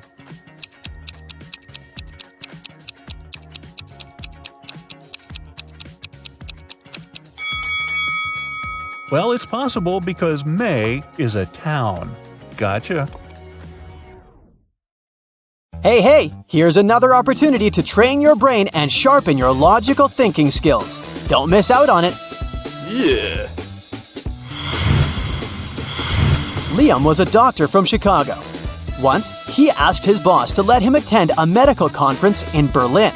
The boss let Liam go but asked him to send a photo report as soon as he got to Europe. The next day, the boss received a message from Liam that said, "Hello from Germany. That's me right now." A photo was attached to the message. After looking at it, the boss realized Liam had lied to him. How did he figure it out?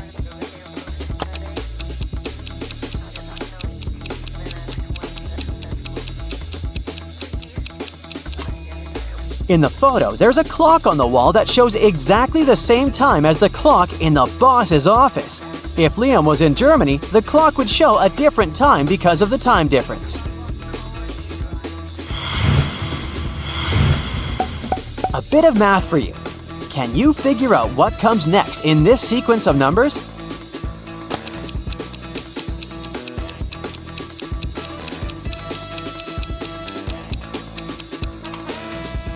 It's gonna be this long number. You see, each next number is a verbal representation of the number before it. This way, if we start with 1, the next number in the sequence will be 1, 1. And the next one is 2 ones. And then we've got 1, 2, 1, 1, and so on.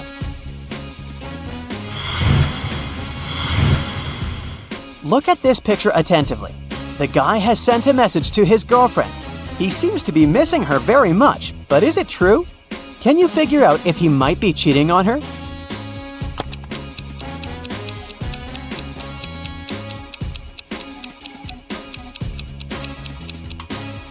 Yes, unfortunately he is. Look at this napkin. There's a lipstick print on it. He must be with another girl.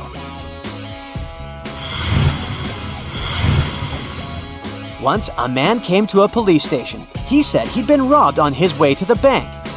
He was carrying a briefcase with a big sum of money when a man wearing a black mask and gloves attacked him. The robber snatched the briefcase and ran away. The police officer listened to the man and asked him about a fresh cut on his right cheek. The man replied that it was from a ring the criminal had been wearing. After these words, the policeman immediately knew the man was lying. How did he realize it? Are you as attentive as the police officer to figure it out?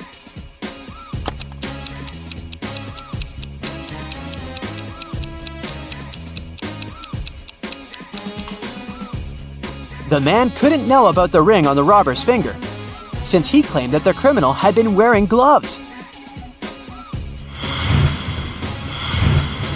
Turn me on my side, and I'm everything. Cut me in half, and I'm nothing. What am I?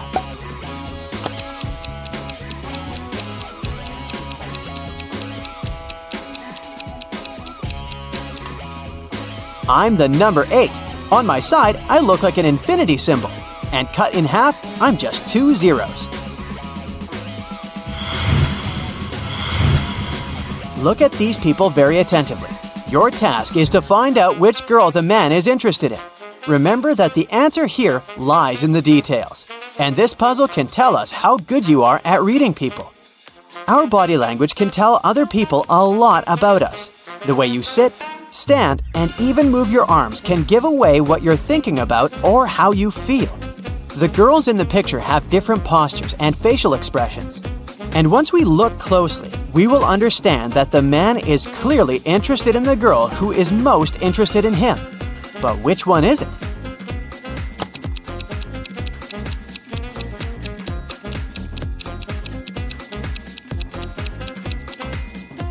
The second one from the left. Her feet are pointed towards the man, and we can say the same about his feet. While girls number 1 and 3 are looking at the man too. They aren't into him all that much. Their feet and body language give it away. A wealthy old man didn't have a will, so he ordered his sons to race their horses, and the one whose horse would be slower would receive his inheritance. The 2 sons realized that they would be unable to race since they would be both holding their horses back. So they went to a wise man and asked him what they should do. After listening to his advice, the brothers started racing at full speed. What did the wise man tell them?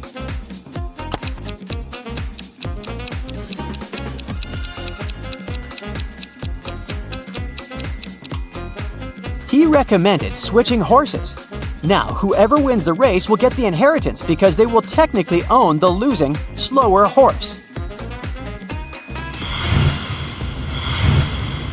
4 people came to a river with a narrow bridge that could only hold 2 people at a time. It was nighttime, and they had just one torch that had to be used when crossing the bridge. Person A needed 1 minute to cross the bridge, and person B could do it in 2 minutes. It took person C 5 minutes to get to the other side, and person D needed 8 minutes. If 2 people were crossing the bridge together, they had to move at the slower person's pace. Can all these people get across the bridge within 15 minutes or less?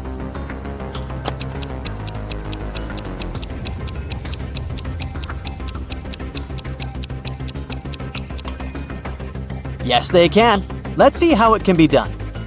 First, person A and person B cross the bridge, and then person A brings the light back. It takes 3 minutes. Next, person C and person D cross the bridge, and person B brings the light back afterward. It takes another 10 minutes. And finally, person A and person B cross the bridge again. This takes another 2 minutes. In total, we've got 15 minutes. Recently, Mark had been feeling some discomfort in his knees, so he decided to go to the doctor. After examining the man, the specialist gave him a piece of paper, saying, "Here's the solution," and then he left the room. What was written in the note? What did the doctor mean?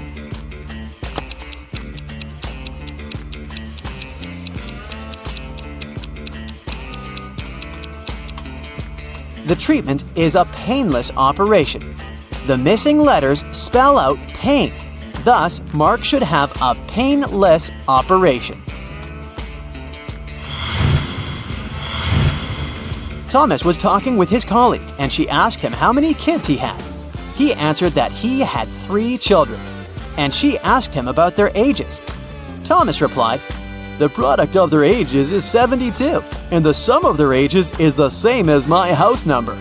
His colleague was confused. The next time she was invited to Thomas's house, she paid attention to his house number, and still, she couldn't figure out the kids' ages. Tom decided to help her. "Oh, that's right, I forgot to tell you the oldest one likes chocolate pudding." And after that, his colleague figured out the ages of the 3 children. Have you understood how old they are?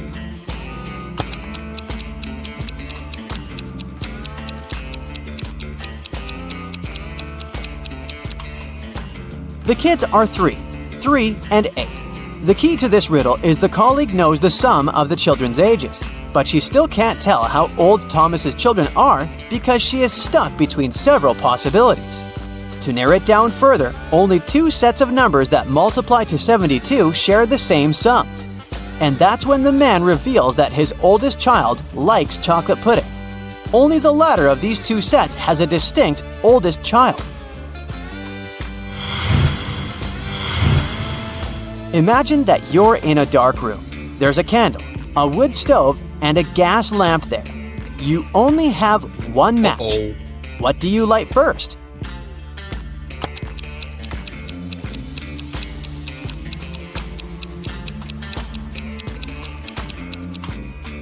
First of all, you'll need to light the match.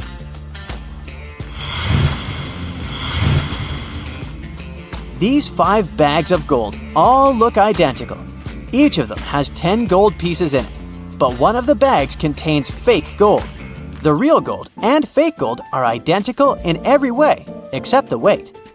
Each piece of fake gold weighs 1.1 ounce, while a piece of real gold weighs 1 ounce. You have a perfectly accurate digital scale, but you can use it only once. How can you determine which bag has the fake gold?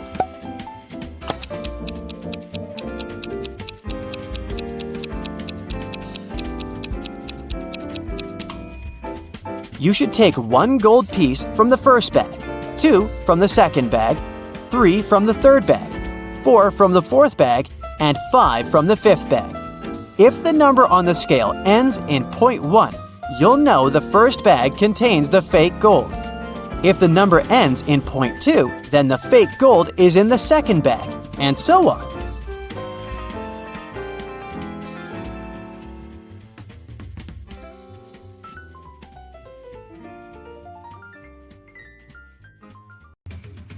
Here we go. You just arrived home from a long day of work and tuned into the riddle show on your TV. Take a look at this scene. Who do you think has the best chance at survival?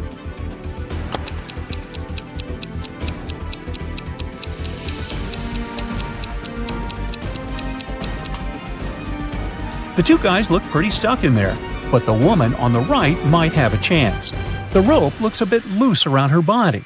She could try to shake it off and then use her free hands to untie her ankles. Which one of these definitely isn't human?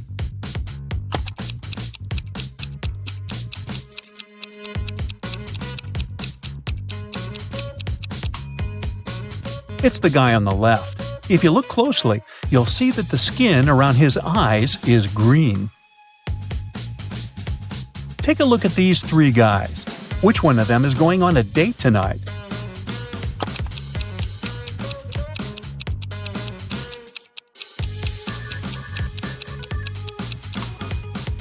It must be the guy in the middle. He's holding a chocolate box in the shape of a heart. It's wrapped with a bow and everything. Alice, Beth, Cece, and Diana are standing in line to get a new video game. Alice is standing between Beth and Cece. Cece is in front of 2 people, and Diana is standing in front of her. Can you say the exact order in which the girls are standing?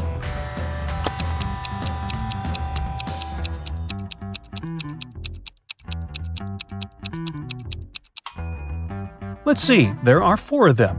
If Cece is standing in front of 2 people, and Diana is in front of her, then Diana is the first in line. Cece is the second one. Then Alice is standing between Beth and Cece. So the third person is Alice, and the last one is Beth. There are 10 students in the class. 6 of them learn French. Oui, oui. 7 of the students in the class learn Spanish. Olé! If every student learns at least one foreign language, how many students learn both French and Spanish?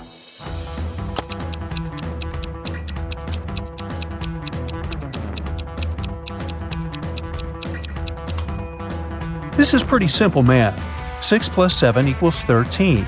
If there are only 10 students in the class, that means that 3 students are learning both French and Spanish. A police officer was following a robber around the city.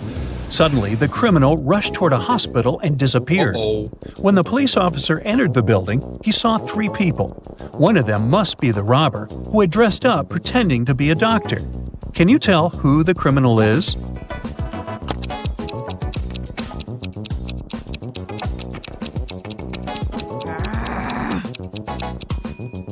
It's the girl on the left. Look at her shoes. They're dirty. She probably didn't have time to clean or change them. Theo was getting ready for a job interview when the lights in his apartment went off. He was in a rush and didn't have time to wait for the lights to come back on. He was almost ready. He only needed to put on his socks and boots. Theo had socks of 3 different colors: black, white, and gray. He didn't care what color his socks would be, but he needed 2 socks of the same color.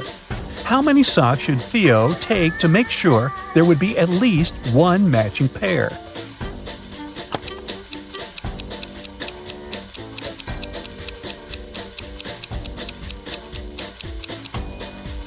He just needs 4 socks.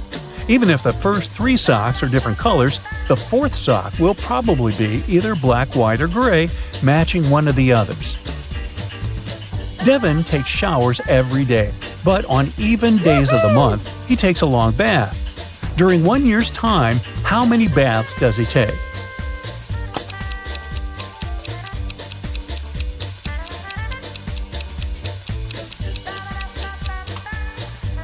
Well, let's see. Except for February, all months have 30 or 31 days. In each month, there are usually 15 even days. For starters, we should multiply 15 by 11, which gives us 165 days. If we count February as having 14 even days, then the total number of baths Devin takes in a year is 179. This is Allison, and one of these 3 men is her boyfriend. Can you tell who?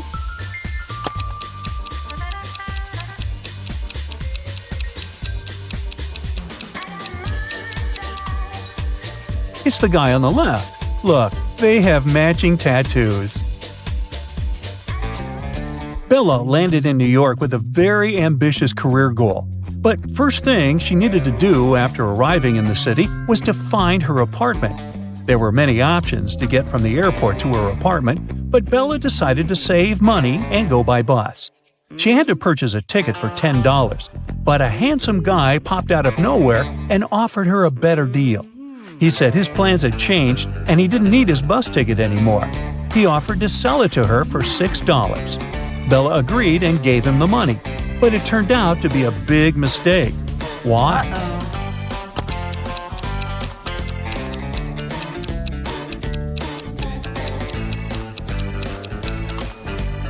Take a look at the current date on the screen of the vending machine. And now check the date on the ticket. The ticket the man sold Bella expired over a month ago. Finally, Bella managed to arrive in Manhattan and find her apartment. She was sharing a house with 3 other women.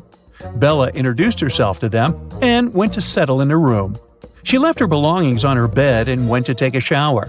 When she stepped out of the shower, Bella noticed that her laptop was missing. Oh no! She got furious and decided to interrogate all of her new roommates. Sarah said she had gone out to get a cup of coffee. She even told Bella to ask the doorman of their building since he had seen her leave. Kelly said that she had taken an afternoon nap with her headphones on. She said she hadn't heard or seen anything strange going on inside the apartment. Shannon said that she had gone to the building's rooftop to take some pictures of the city, since she was a professional photographer. Can you tell who's lying here?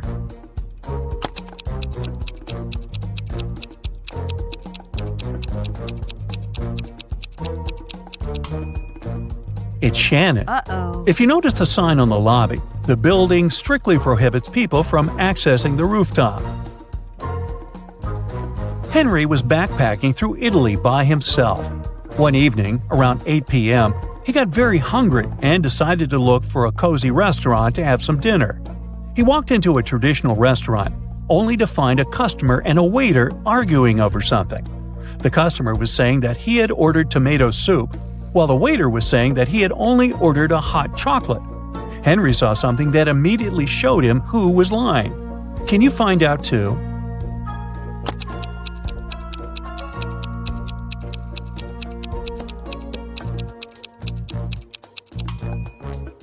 The customer is lying. Behind him, there's a huge sign that says the restaurant only serves soup from 1 to 4 p.m. Since it was 8 p.m. in the evening, the waiter would have never accepted the customer's order in the first place. These are Julia and Maria. They are both very attractive young women who have no trouble finding boyfriends. Today is Valentine's Day, and they're both going out with their loved ones. One of them is currently dating 3 people, though, so she's probably going to run from date to date. Just by looking at this image, can you tell which one it is?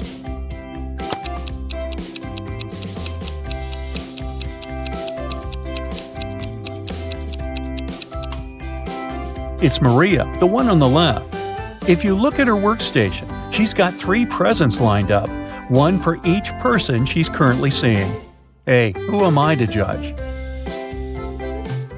Dave, an archaeologist, traveled to Egypt on a very special mission. He spent days excavating ruins hidden under miles of sand, and the only thing he found was a coin marked 10 BCE. When he showed it to his colleagues, they told him the coin was a fake. Why?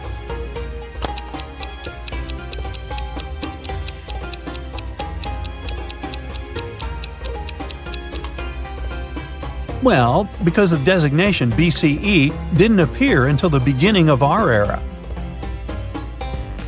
Take a look at this image. Can you figure out which doctor is fake?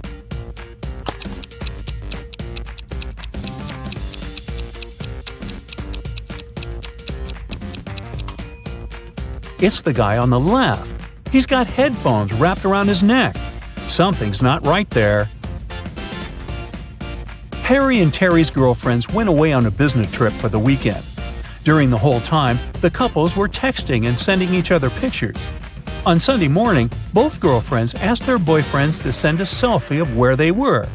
Harry sent a selfie smiling inside the kitchen. Terry sent a selfie of himself in the bathroom. One of the girls knew immediately that their boyfriend was cheating. Who was the cheater, and how did the girlfriend know?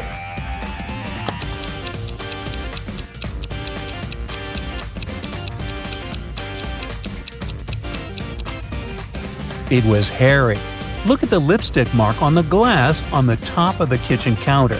Uh-oh.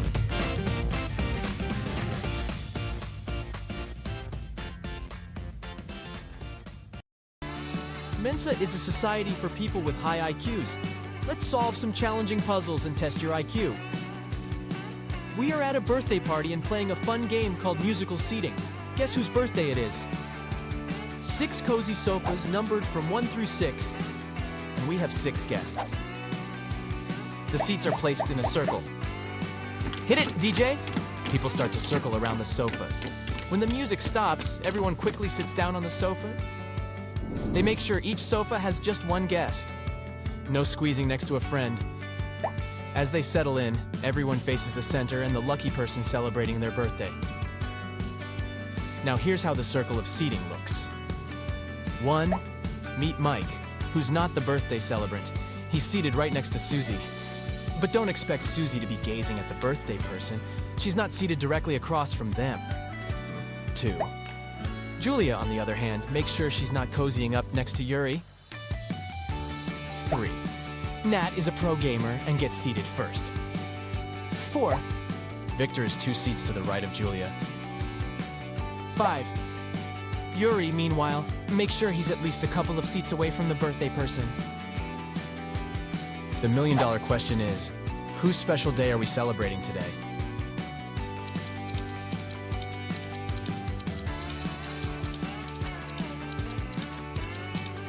It's Julia's birthday. So, from our clues, we know that Mike sits next to Susie, Victor is 2 seats to the right of Julia, and Yuri isn't too close to the birthday person. So, looking at the circle clockwise, we have Mike, Susie, Victor, another sofa, Julia, and another sofa. Now, considering the second clue, our arrangement is narrowed down to Mike, Susie, Yuri, Victor, Nat, and Julia. Finally, using clue 5 to spot the birthday person, we're left with Julia, Mike, or Nat. But rule number 1 eliminates Mike and Nat, leaving us with Julia sitting on sofa 1, Mike occupying sofa number 2, Susie sitting on sofa number 3, Yuri on the 4th sofa, Victor on sofa number 5, and Nat occupying sofa number 6. So, happy birthday, Julia. Let's move on. A police chase puzzle. Only true detectives can solve this one. We're in a sprawling city whose streets form an infinite grid, crisscrossing in every direction. What's important for us is the main street. It boasts police officers stationed at every 100 blocks. A thief is now lurking in the city's shadows, and our mission is to guarantee they'll run right into the arms of the law forces. There's an important thing to consider. The thief has nimble feet and can dash faster than any officer, but the officers can see infinitely far. Think of these as their superpowers. Oh, and both the police and the thief are in the street at all times. Think about your strategy.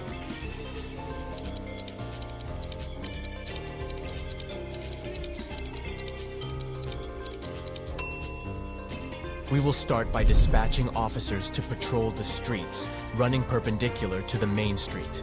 This strategic move will allow them to keep an eye on all the streets that run parallel to the main street. With this two-pronged approach, we've got every corner of the city covered, and there's nowhere for our wily robber to hide. Now let's establish some basic terminology. We'll call the streets that run parallel to the main street as avenues, and the ones that run perpendicular as streets. We'll number the streets from negative infinity to positive infinity, creating a neatly organized cityscape. Our operation starts with officers stationed on the main street at streets 0, positive 100, negative 100, positive 200, negative 200, and so forth. To crack this case, we're rolling out a two-part plan. Step 1. As soon as the chase begins, the officers stationed on the odd hundreds will set off towards street 0. Meanwhile, the officers on the even hundreds will hold their ground. This maneuver ensures that our slippery suspect is confined to a city district that's only 200 blocks wide. Anytime they cross a street that's a multiple of 200, they'll be squarely in the view of an officer stationed at the intersection of that street and the main street. Step 2 starts when the officers from the odd hundreds cease their promenade along the main street once they reach street plus /1, street plus /2, plus /3, and so forth. At this point, they'll take a right turn and continue their vigilant patrol. The officers from the positive numbered streets will march in one direction, while their counterparts from the negative numbered streets will proceed in the opposite direction. As each officer traverses their respective street, they'll cast their watchful gaze down every avenue they come across. With an infinite number of officers at our disposal, we can be certain that eventually, officers will patrol every street from street plus /1, plus /2, plus /3, and so on up to some finite value, let's call it n. In simpler terms, we're going to make sure that all the streets within the 200-block vicinity of our lawbreaker will have officers patrolling them. If our thief wants to remain at large, their only option is to hide on one of the avenues. But sooner or later, as our officers venture away from the main street, scrutinizing every avenue they pass, the cat-and-mouse game will be over. Mission accomplished. 3 switches are in charge of lighting up 3 bulbs in a special way. Each switch operates just 1 bulb, and each bulb is under the spell of just 1 switch. However, there's a twist, as only one of the following claims is true. Switch #1 declares, "I'm the controller of bulb B." Switch #2 states, "I'm the boss of either bulb A or C." And switch #3 claims, "I've got my grip on either bulb A or B." So can you figure out the perfect match between the switches and the bulbs?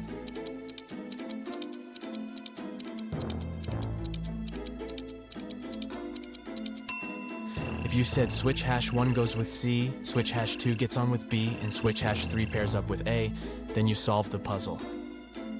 The key is that only the last statement is true. If the first statement was true, then the other 2 would have to be false. This would create a problem because switch #1 would have to control both B and C. If the second statement told us the truth, switch #2 would control A or C, leaving bulb B in the dark. This isn't allowed. Lastly, if the third statement was true, then switch #3 would control A or B, making switch #1 control A or C, and switch #2 control B. This arrangement works. Voila. The first 2 statements are not true. The next puzzle is a morning dilemma. This one is from the Department of Physics of Oxford University. So you're running late for work, but also craving a caffeine kick. You pour yourself a steaming cup of black coffee, but it's hot to handle. How can your cuppa cool down more effectively? You have two options.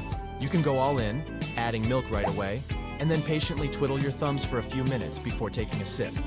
Or you can play it cool, letting your coffee sit for a few minutes and then swoop in with the milk just before that first sip.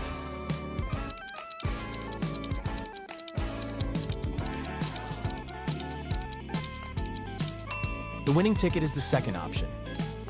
Here's why. Your coffee starts off hotter than in option 1 when you introduce the milk. The thing is, hotter things have a knack for cooling down faster, thanks to a bigger temperature gap with their surroundings. So, in option 2, your coffee is racing against time, cooling down at a quicker pace. Interestingly, both options result in the same amount of time needed to cool the drink down, but at different rates. Since nearly all these puzzles are from Mensa, let's define this global brainy community. It boasts over 150,000 members from all walks of life, spanning more than 90 countries around the globe. But what exactly do they do? Imagine a bustling place where members dive into the intellectual deep end through captivating lectures, enlightening journals, and special interest groups. Joshua and Jeremy were going on a hiking trip to Adventure Mountains. They were about to leave their room to catch their train, but there's something wrong here. Can you spot the oddity?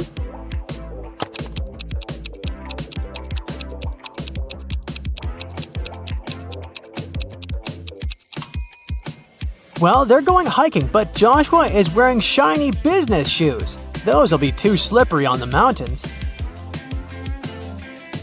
Once they arrived at the train station, Jeremy realized that he had forgotten the tickets. They went to the ticket sales booth to explain their situation. The salesman told them he might be able to give them new tickets, only if they could answer his riddle correctly. I stand tall, yet I never walk. With rocky peaks, I love to talk. Above the clouds, my head does rise. What am I that touches the skies? Can you figure out the answer?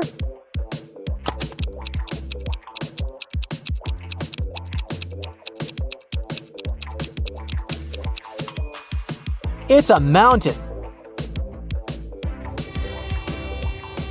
During the train ride, Joshua and Jeremy were enjoying the beautiful scenery from the window. But then, suddenly, Jeremy screamed. Can you tell why?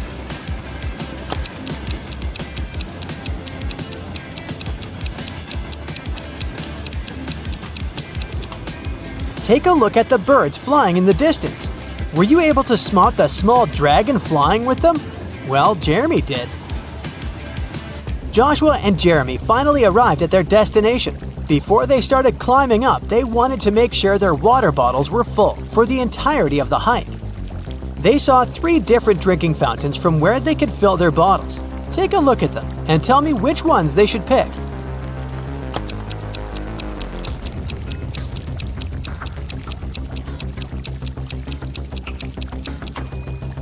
If you look closer at the first fountain, you can see a snake's tongue sticking out in the water flowing from the fountain tap. That's gross.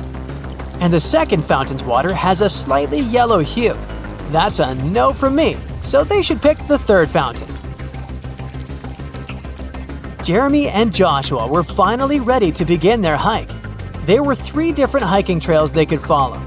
They wanted to choose the longest trail to be able to spend more time on the mountain. Take a look at the hiking trail map. You have 10 seconds to tell me which trail is the longest.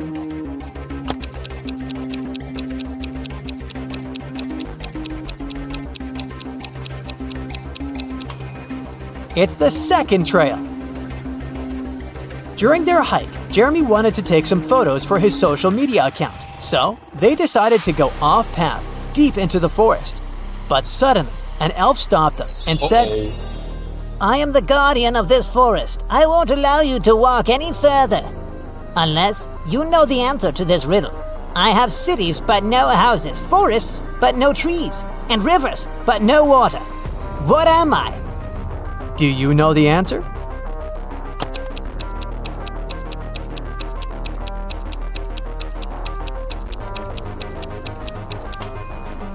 It's a map.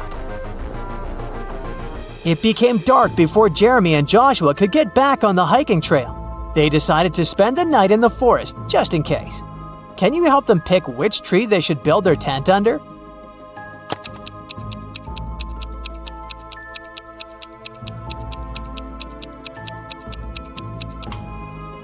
Do you see the snake hole here next to the second tree?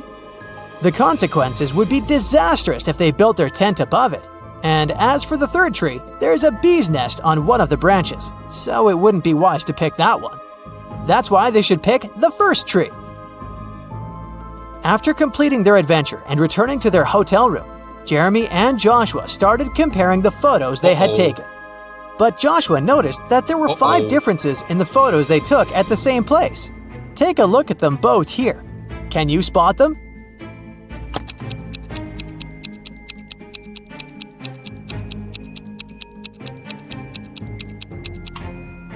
In the first photo, the mountaintop view is covered with snow, but that's not the case in the second photo. Secondly, the logo that Jeremy's t-shirt has in the first photo is different in the second photo. Thirdly, in the second photo, a pair of glowing eyes can be seen in between the trees, which doesn't exist in the first photo. Creepy. As for the fourth difference, in the first photo, Joshua is holding 2 of his trekking poles. But in the second photo, he's only holding 1.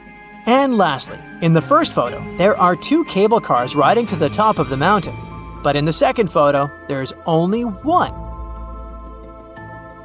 Arya's favorite pop star, Peyton Swiftly, was coming to town to give a concert, and Arya really wanted to go.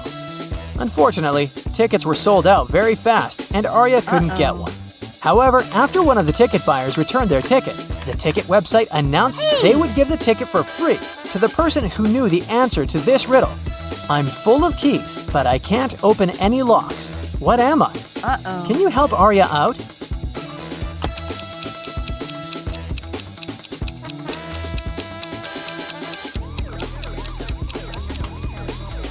The answer is a piano.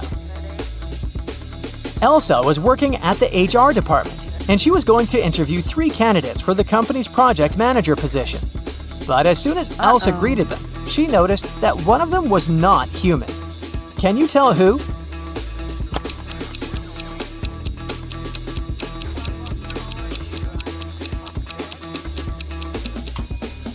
It's the second guy. He's not blinking at all. 2 pregnant ladies attended the pregnancy yoga class at the gym. But as they were preparing for the class, the yoga instructor noticed that one of them was actually a robot working undercover to study humans. Can you guess who?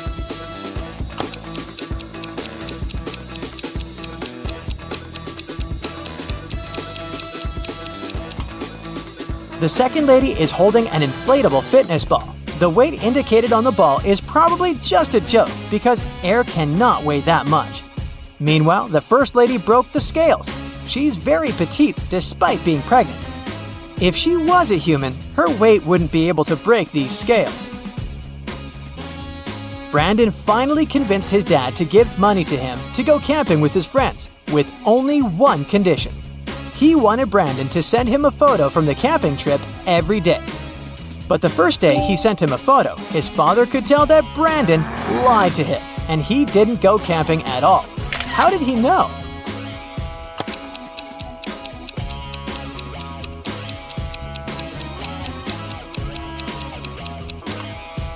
Brandon clearly photoshopped himself because everyone else in the photo has shadows, but Brandon doesn't. It was Annabelle's mother's birthday, and she wanted to place a secret gift in her mother's office as a surprise. But when she arrived there, unfortunately, the office door was locked. But luckily, her mom was kind of forgetful, and that's why she left a note with a hint for herself. Take a look at it. Can you figure out the combination?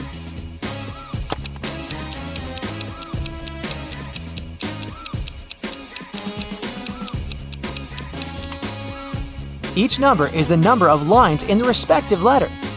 There are 3 lines in the letter K. There are 2 lines in the letter L.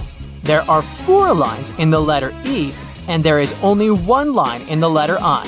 So, following the same logic, there are 4 lines in M, 2 lines in V, 3 lines in Z, and 3 lines in F. That makes the combination 4233. Casey wanted a new hobby for herself, so she decided to learn knitting and crocheting. She went to the crafting store to buy supplies. For her beginner's project, she needed to buy a green yarn, size 7 knitting needles, and a pattern book. Take a look inside the store. Can you help her find all these items?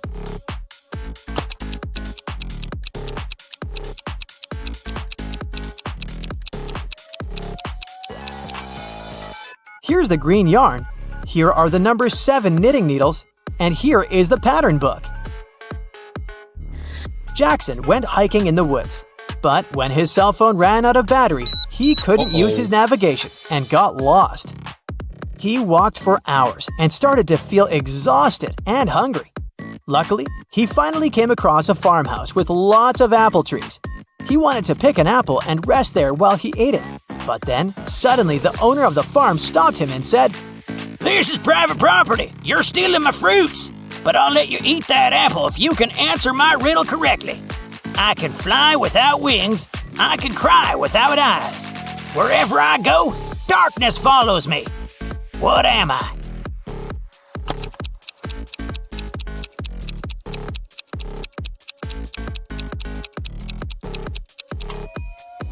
The answer is a cloud.